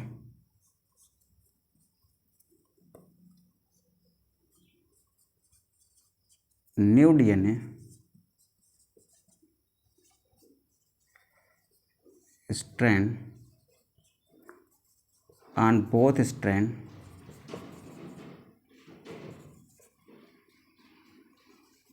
at same time but separately, but they act लिखना, but they act on different strand. DNA polymerase के 2 unit आपस में जुड़कर रेप्लिसोम बनाते हैं, ये दोनों एक साथ क्या करते हैं बेटा, अलग अलग स्ट्रैंड पर डीएनए की सिंथेसिस करते हैं, ये वही बात मैंने यहाँ पर लिखी है। ठीक है, इसको एक्ट लिख लेना बेटा, एक्ट ऑन डिफरेंट स्ट्रैंड। ठीक है, ये बात क्लियर है। इसकी खास बात ये थी कि ये 5 प्राइम से 3 प्राइम सिंथेसिस करेगा, तो इसको 5 प्राइम से 3 प्राइम का एक आरएनए प्राइमर मिल गया। अब ये यहाँ पर क्या कर रहा है बेटा, अब ये यहाँ पर एक नई चेन बनाना स्टार्ट कर रहा है।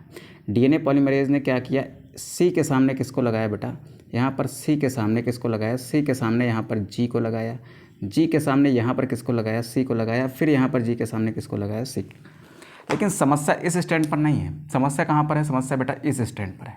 समस्या क्या है, आदत इसकी है कि ये 5 से 3 ही बनाएगा, तो 5 यहाँ पर है तो इस दिशा में जो बनेगा बेटा उसका 3 प्राइम एंड ये होगा। तो यानी इस वाले पर डीएनए पॉलीमरेज को ना इस साइड से काम करना पड़ेगा। ठीक है, क्योंकि वो कहाँ बनाएगा बेटा, 5 प्राइम टू 3 प्राइम बनाएगा। तो अगर यहाँ पर 5 प्राइम है तो इसके सामने वाला जो स्ट्रैंड बनेगा ना उसका 3 प्राइम यहाँ पर होगा, तो इसका मतलब 3 प्राइम यहाँ पर है तो 5 प्राइम यहाँ पर होगा। तो इसका मतलब डीएनए पॉलीमरेज जो चेन बनाएगा ना वो इधर से ना बनाकर वो उसको कहाँ से बनाना पड़ेगा, इधर बनाना पड़ेगा। लेकिन इधर भी क्या समस्या है बेटा, इधर भी समस्या ये है कि चेन वो तभी बनाएगा जब क्या चाहिए, उसके पास प्राइमर होना चाहिए। ठीक है, तो यहाँ पर क्या बनाते हैं बेटा, इस साइड में एक प्राइमर ऐड हो जाता है ऐसे, यहाँ पर सी है तो यहाँ पर जी होगा, यहाँ पर जी है तो यहाँ पर क्या होगा बेटा, सॉरी सी है तो यहाँ पर भी क्या होगा, जी होगा। अब यहाँ पर देख बेटा, अगर ये 5 प्राइम है तो यहाँ पर क्या होगा, 3 प्राइम होगा, यहाँ पर 3 है तो यहाँ पर क्या होगा बेटा, 5 होगा। अब चेन का ये 5 है तो ये 3 होगा और 3 एंड पर एक चेन जुड़ती चली जाएगी ऐसे न्यूक्लियोटाइड की और ऐसे बन जाएगा। ध्यान से देख बेटा, तो ये क्या बन गया, इसका 3 प्राइम एंड बन गया। ठीक, ये 5 प्राइम एंड है, ये 3 प्राइम एंड है, ये 5 है, ये 3 है। अब यहाँ पर अगर सी था, यहाँ पर जी आया, यहाँ पर जी है तो यहाँ पर क्या आएगा, सी आएगा, यहाँ पर ए है तो यहाँ पर टी आएगा, यहाँ पर टी है तो यहाँ पर क्या आएगा बेटा, ए आएगा। अब डीएनए की एक चेन ऐसे बन गई। ठीक है, अब डीएनए के दोनों स्ट्रैंड पर चेन का बनना स्टार्ट हो गया, लेकिन एक चेन इस दिशा में बन रही है और एक चेन इस दिशा में बन रही है। क्यों, क्योंकि both strands are antiparallel, because both strand are antiparallel, यानी दोनों स्ट्रैंड क्या होते हैं, एंटी पैरेलल होते हैं। अब इसके आगे क्या सीन बन सकता है, अब इसके आगे क्या सीन बन सकता है बेटा वो समझो। इसके आगे क्या सीन बन सकता है एक दूसरे डायग्राम के थ्रू समझने की कोशिश करते हैं बेटा। ठीक है, चलिए बिना रफ किए आगे बढ़ते हैं हम। यहाँ पर ऐसे बनाते हैं बेटा, टाइम लग रहा है, कोई बात नहीं, टाइम खूब है हमारे पास। यहाँ पर क्या था बेटा, यहाँ पर था ए टी, रुको अलग कलर में लेता हूँ बेटा इसको मैं, जिस कलर का ऊपर बनाया है उसी कलर का नीचे बनाएंगे, अदरवाइज नीचे वाला तो बुरा मान जाएगा। ठीक है, टाइम टेकिंग है लेक्चर, कोई बात नहीं बेटा, लेकिन बहुत अच्छे से समझना है हमें। A T C G G C A T फिर C फिर G फिर C फिर G फिर C, फिर यहाँ पर G C G C G A T G C C G T A और यहाँ पर T। ठीक है, यहाँ से क्या हुआ बेटा, यहाँ से एक ऐसे RNA प्राइमर लगा था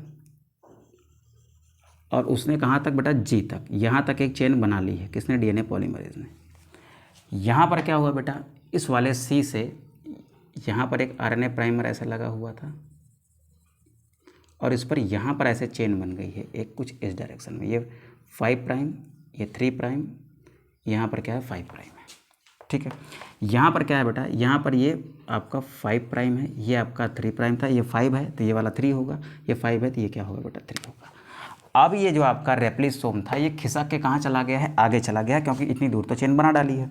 अब ये खिसक के कहाँ चला गया है बेटा, आगे चला गया। आगे कहाँ पर आ गया है, यहाँ पर। आगे कहाँ पर आ गया बेटा, यहाँ पर आ गया। ठीक, यहाँ पर भी क्या बना होगा, ऐसे ये रेप्लिसोम बना होगा। हाँ सर बना होगा। ठीक है, अब यहाँ पर देख बेटा, यहाँ पर इस DNA पॉलीमरेज को एक बनी बनाई चेन नहीं चाहिए, क्योंकि ये 3 प्राइम एंड है और 3 प्राइम एंड पर ही वो जोड़ते हुए जाएगा न्यूक्लियोटाइड को, यानी यहाँ पर किसी RNA की चेन की ज़रूरत नहीं है। तो यहाँ पर ये C को देख के क्या लगा देगा, G लगा देगा, फिर यहाँ पर T लगा देगा, यहाँ पर A लगा देगा, यहाँ पर G लगा देगा, यहाँ पर C लगा देगा। देखो एक चेन इसने ऐसे बना ली, यानी इस पर लगातार चेन बनती जा रही है। लेकिन समस्या तो यहाँ पर है ना, अगर ये वाला एंड बेटा यहाँ पर देखो ये 5 प्राइम है तो यहाँ पर 3 प्राइम था, तो यहाँ वाला एंड क्या होगा 5 प्राइम होगा, यहाँ वाला फिर से क्या होगा 3 प्राइम होगा। अगर ये ऐसी चेन थी, यहाँ पर 5 प्राइम था, बीच से तोड़ा तो ये 3 प्राइम हो गया, तो ये वाला 5 बना होगा तो फिर से ये 3 होगा ना। बात समझ रहे हो, क्योंकि ये जब जुड़े थे तो ये 5 3 थे, अब बीच में अगर काटा मैंने तो ये 5 बन गया, ये 3 बन गया, ये 5 बन गया, ये 3 बन गया। अब दिक्कत ये है कि वो चेन कैसे बनाता है बेटा, उसके चेन बनने की डायरेक्शन जो है ना वो कैसे है बेटा, 5 प्राइम टू 3 प्राइम है। तो 5 प्राइम टू 3 प्राइम बनाएगा, यानी कि यहाँ पर जो 3 प्राइम बना 5 टू 3 बनाएगा, तो इसका मतलब इसके सामने यहाँ पर 3 वाला आएगा, यहाँ पर क्या आना चाहिए बेटा 5 आना चाहिए, तभी तो ये 5 टू 3 बनेगी। तो 5 टू 3 बनाने के लिए क्या चाहिए बेटा, यहाँ पर एक अलग से क्या चाहिए बेटा, प्राइमर चाहिए। एक अलग से क्या चाहिए, प्राइमर चाहिए। और ये प्राइमर क्या करेगा बेटा, ये प्राइमर यहाँ पर ये जो प्राइमर है, देखो बेटा इसको थोड़ा सा साफ बनाता हूँ मैं, यहाँ पर फिर से एक प्राइमर चाहिए, क्योंकि उधर से इधर आना है, इधर से उधर जाना होता तो अच्छी बात थी, लेकिन उधर से इधर आना है, कहाँ तक आना है, यहाँ तक आना है। ठीक है, तो यहाँ पर फिर से एक प्राइमर चाहिए होगा, जो यहाँ पर एक नई चेन बनाएगा ऐसे, ये 5 प्राइम, ये 3 प्राइम। अब देखो ये वो टेम्परेट स्टैंड है जहाँ पर DNA की सिंथेसिस कंटिन्यूअस हो रही है।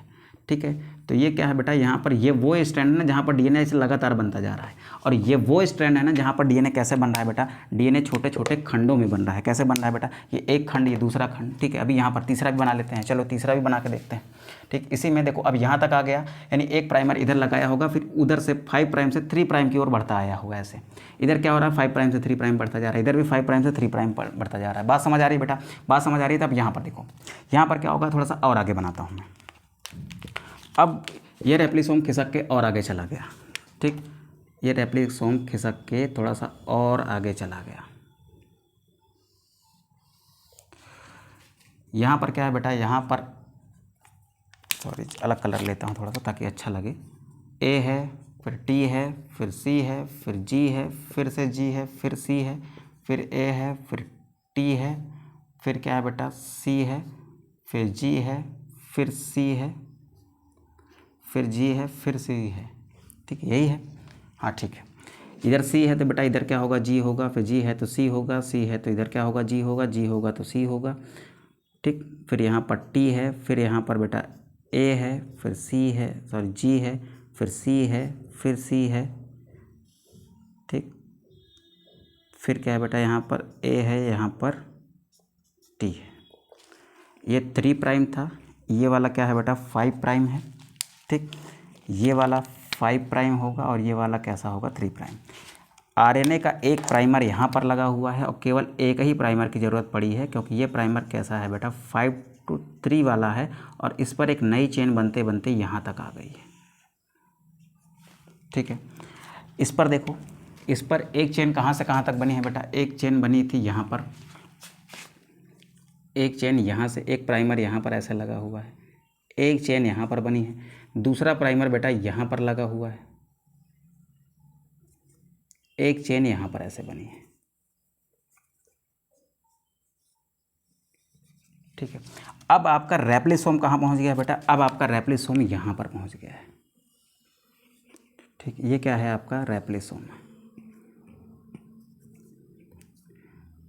ठीक, ऐसे। अब ध्यान से सुनेंगे बेटा, यहाँ पर क्या हो गया है, रेप्लिसोम यहाँ पर पहुँच गया है, तो इसमें तो कोई दिक्कत है नहीं क्योंकि ये तो 3 एंड है। तो इसमें क्या करेगा, ये चीज़ों को ऐसे बढ़ाता चला जाएगा यहाँ पर। ठीक है, और इसमें क्या होगा बेटा, अगर ये वाला 5 है तो ये वाला क्या होगा, इधर वाला 5 प्राइम होगा, इधर वाला 3 होगा। अब टेम्पलेट रीडिंग इसको किधर से आती है, 3 से 5 आती है ना, तो ये इधर से इधर ही तो पढ़ेगा। इधर से इधर पढ़ने के लिए बेटा एक नया RNA प्राइमर फिर से लगाना पड़ेगा इधर, ताकि वो इधर से इधर चेन की सिंथेसिस कर पाए। अब यहाँ पर एक चीज़ें कॉमन आप देख रहे होगे बेटा, यहाँ पर क्या हो रहा है बेटा, इसको भी हम टेम्पलेट कहते हैं, इसको भी हम क्या कहते हैं बेटा, टेम्पलेट कहते हैं, जिसको देखकर नई कॉपी हो रही है। तो इस टेम्पलेट के अकॉर्डिंग यहाँ पर एक चेन बन रही है, इस टेम्पलेट के अकॉर्डिंग यहाँ पर एक चेन बन रही है, लेकिन इस वाले टेम्पलेट की खास बात यह है कि इस पर क्या हो रही है बेटा, कॉन्टिन्यूअस DNA चेन सिंथेसिस हो रही है। ठीक है, तो वो DNA स्ट्रैंड जिस पर कॉन्टिन्यूअस DNA चेन सिंथेसिस हो रही है उसको हम कहते हैं बेटा कैसा स्ट्रैंड, उसको कहते हैं लीडिंग स्ट्रैंड। ठीक है, और ये वो टेम्पलेट है ना जहाँ पर डिसकंटिन्यूअस, लगातार नहीं हो रही, छोटे छोटे पीसेस में हो रही, डिसकंटिन्यूअस DNA सिंथेसिस हो रही है, उस स्ट्रैंड को कहते हो बेटा, that strand is lagging strand. कौन सा स्ट्रैंड है बेटा, वो लैगिंग स्ट्रैंड है, लैगिंग स्ट्रैंड है, यानी ये वाला लैगिंग स्ट्रैंड है और ये वाला क्या है बेटा, ये वाला आपका लीडिंग स्ट्रैंड है। ठीक है, अब ध्यान से सुनिए बेटा, इसको स्क्रीनशॉट करिए एक बार। तो हम यहाँ पर कुछ चीज़ें लिखते हैं अब यहाँ पर जो घटनाएं घटी हैं उनके बारे में। ठीक है, तो फटाक से आप स्क्रीनशॉट करिए। चलिए देखते हैं आगे। ठीक, इसको थोड़ा सा रफ कर देता हूँ मैं। अब यहाँ पर कुछ पॉइंट्स लिखता हूँ प्रोसेस के बारे में। देखो, नई DNA चेन बनती जा रही है, एक टाइम ऐसा आएगा कि यहाँ से बनते बनते यहाँ पहुँच जाएगी, यहाँ से बनते बनते यहाँ पहुँच जाएगी। तो ऐसे करते हुए बेटा फिर बाद में ये दोनों ऐसे क्या होंगे, आपस में कॉइलिंग करके एक नया DNA इधर से बन जाएगा, एक नया DNA इधर से बन जाएगा। अभी लास्ट में वो भी बना देते हैं। ठीक, तो पहली बात आप समझिए, हम क्या लिखेंगे बेटा, both DNA strand are act as template. दोनों DNA के स्ट्रैंड कैसे काम करते हैं बेटा, टेम्पलेट पर काम करते हैं। One DNA strand which have continuous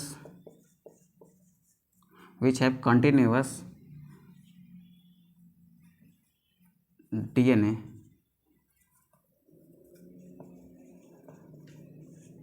chain synthesis, यानी ऐसा वन DNA विच है, वन DNA स्ट्रैंड लिखो यार, one DNA strand which have continuous DNA chain synthesis is called leading strand, while that DNA strand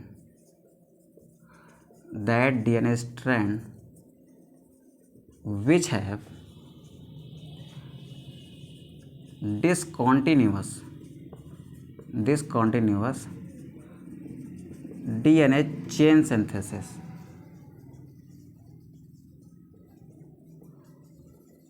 is called lagging strand। ठीक, lagging strand कहलाता है। अब फिर लिखेंगे बेटा, लैगिंग स्ट्रैंड पर क्या होता है, DNA form in small pieces. ठीक है, तो on lagging strand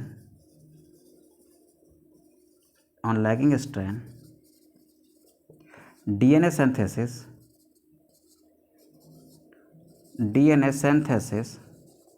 occurs in pieces occurs in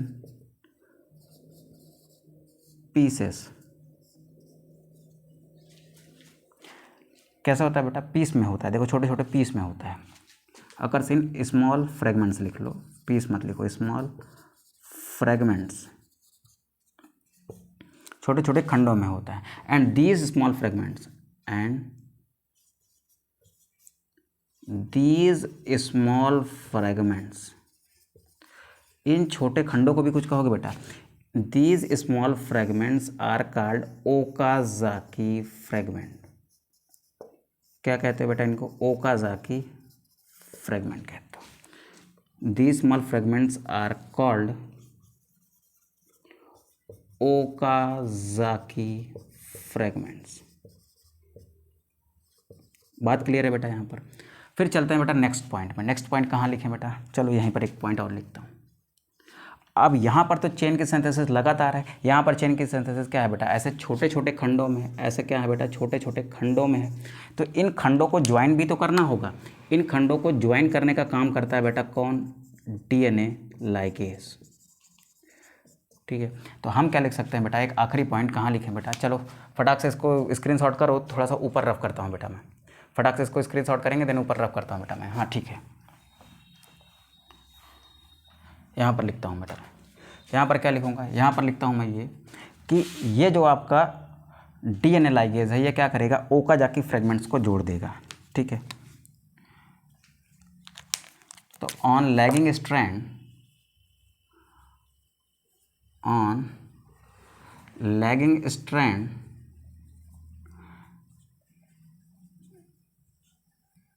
DNA ligase enzyme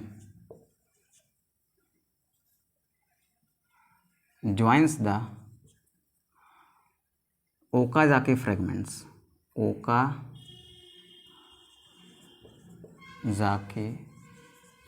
fragments to form a strand of DNA। एक डीएनए के स्ट्रैंड को बनाने के लिए वो क्या करता है? इन छोटे छोटे ओकाजाकी फ्रेगमेंट्स को जोड़ देता है। ठीक है, अब डीएनए पॉलीमरेज देखो ऐसे आगे बढ़ता चला जा रहा है। लेकिन अब यहाँ पर देखिए, अगर ये बेटा आरएनए का प्राइमर था तो यहाँ पर ए के सामने क्या आया होगा? यू आया होगा। टी के सामने क्या आया होगा? ए आया होगा। अब इस डीएनए में तो न्यूक्लियोटाइड क्या आ गया है? यू आ गया है ना। लेकिन इस यू को किससे रिप्लेस करना है? टी से।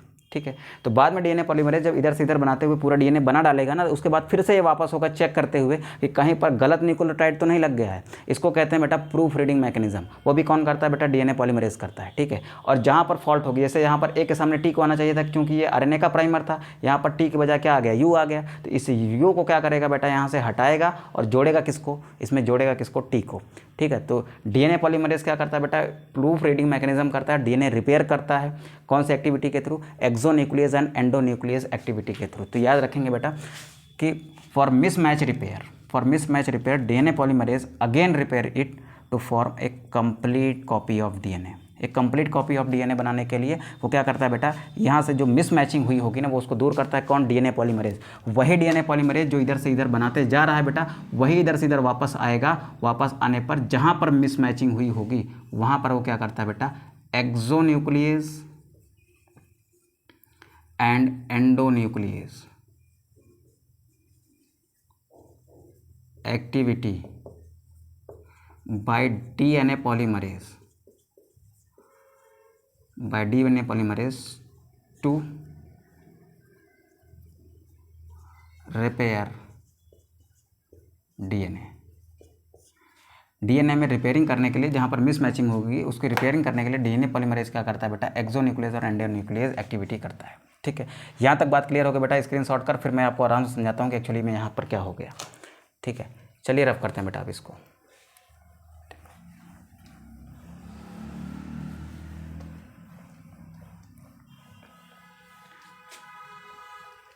देखो हुआ क्या, ये एक रेप्लिकेशन फॉर्क थी, आगे की तरफ ऐसा डीएनए खुलता जाएगा। यहाँ से एक क्या हो रही है? नई चेन बनती जा रही है। 1 मिनट रुको जरा, नई चेन अलग कलर से बना देते हैं। ये क्या था बेटा? ओल्ड डीएनए स्ट्रैंड था। इस पर क्या बनता जा रहा है? इस पर एक नया चेन आगे की तरफ ऐसे बनता जा रहा है। यहाँ पर क्या लगा है, यहाँ पर सर एक प्राइमर लगा है। उसके बाद क्या होती जाती है बेटा, यहाँ पर ऐसे कॉइलिंग होती चली जाती है। इस डीएनए का आगे की तरफ बनता जाएगा, पीछे की तरफ से ऐसे कॉइल होता जाएगा। यहाँ पर क्या थे बेटा, छोटे छोटे से खंड थे ऐसे, ठीक। यहाँ पर कौन आया, यहाँ पर आया डीएनए लाइगेज। यहाँ पर भी कौन आया, डीएनए लाइगेज। उसने क्या किया, इन दोनों को जोड़ दिया ऐसे, ठीक। लेकिन बीच बीच में क्या थे बेटा, आरएनए के प्राइमर्स हैं। ये जो डॉट्स बन रहे हैं ना, ये क्या है, आरएनए के प्राइमर्स हैं। डीएनए पॉलीमरेज जब दोबारा रिटर्न होगा बेटा, जब डीएनए पॉलीमरेज इधर चेन बना डालेगा ऐसे, इधर चेन बना डालेगा ऐसे। ये सब ओकाजाकी फ्रेगमेंट्स थे। ये क्या थे आपके, ओकाजाकी फ्रेगमेंट थे। तो जब ये चेन बना डालेगा तो इसको क्या करेगा बेटा, रिटर्न होगा proof reading and DNA repair के लिए। कहीं पर गड़बड़ी तो नहीं, अगर गड़बड़ी है तो उसको रिपेयर कैसे करना है, ये कौन करेगा बेटा, ये करेगा किसके थ्रू करता है, एंडोन्यूक्लियस एंड एक्सोन्यूक्लियस एक्टिविटी के थ्रू। अब थोड़ा सा तो और चलते हैं बैक में, इसको भी थोड़ा सा मिटाता हूँ और थोड़ा सा पीछे चलते हैं। हमने जहाँ पर रेप्लिकेशन बबल बनाया था, जो हमने रेप्लिकेशन बबल बनाया था बेटा, वो ऐसा था, ये ऐसा था। अब चलते हैं बेटा बाई डायरेक्शनल की ओर चल रहे हैं हम लोग। बाई डायरेक्शनल डीएनए सिंथेसिस कैसे हो रही थी ये समझने की कोशिश करते हैं, ठीक। अगर यहाँ पर बेटा ध्यान से सुनेंगे, ये ओरिजिन पॉइंट था। यहाँ पर अगर 3 प्राइम था तो यहाँ पर क्या था, 5 प्राइम। जैसे यहाँ पर 3 है तो यहाँ पर 5 है, तो यहाँ पर 3 होगा तो बेटा यहाँ पर क्या होगा, 5 होगा, यहाँ पर क्या होगा, 3 होगा। अब इस पर क्या हो रहा है, इस पर तो हो रहा है एक लगातार ऐसे, यहाँ पर एक प्राइमर जुड़ा हुआ था और लगातार ऐसे डीएनए की चेन इस साइड में बनते जा रही है। इधर क्या हो रहा है, इस पर ऐसे छोटे छोटे खंडों में चेन बन रही है, कुछ इस डायरेक्शन में ऐसे। इनको आप ओकाजाकी फ्रेगमेंट्स कह रहे हो। अब यहाँ पर देख बेटा, यहाँ पर ये 3 एंड है तो इधर 5 होगा, तो यानी सिंथेसिस जो होगी ना वो 5 to 3 होगी, यानी इस पर होगी कॉन्टिन्यूअस। इस पर क्या हो रही है, कॉन्टिन्यूअस। और जो 5 वाला होता है ना, वहाँ पर क्या होता है बेटा, यहाँ पर 3 आएगा तो 5 to 3 बनना है, तो ऐसे ऐसे बनेगा 5 to 3, फिर ऐसे बनेगा 5 to 3। तो ऐसे क्या हो रहा है बेटा, इसमें छोटे छोटे खंडों में बन रहा है, ठीक है। तो इस वाले फॉर्क का ये कौन सा स्ट्रैंड है बेटा, ये आपका लीडिंग स्ट्रैंड है। इस वाले फॉर्क का ये लीडिंग स्ट्रैंड है। ये वाला कौन सा स्ट्रैंड है, ये आपका लैगिंग स्ट्रैंड है। लेकिन इसके बगल वाली जो रेप्लिकेशन फॉर्क है ना, देखो इसमें डीएनए की सिंथेसिस इधर हो रही है, इसमें इधर हो रही है। ये इधर की तरफ बनता जा रहा है, वो उधर की तरफ बनता जा रहा है। इसमें जो हो रहा है ना बेटा, इसमें ये वाला क्या है आपका, ये वाला आपका लीडिंग स्ट्रैंड है।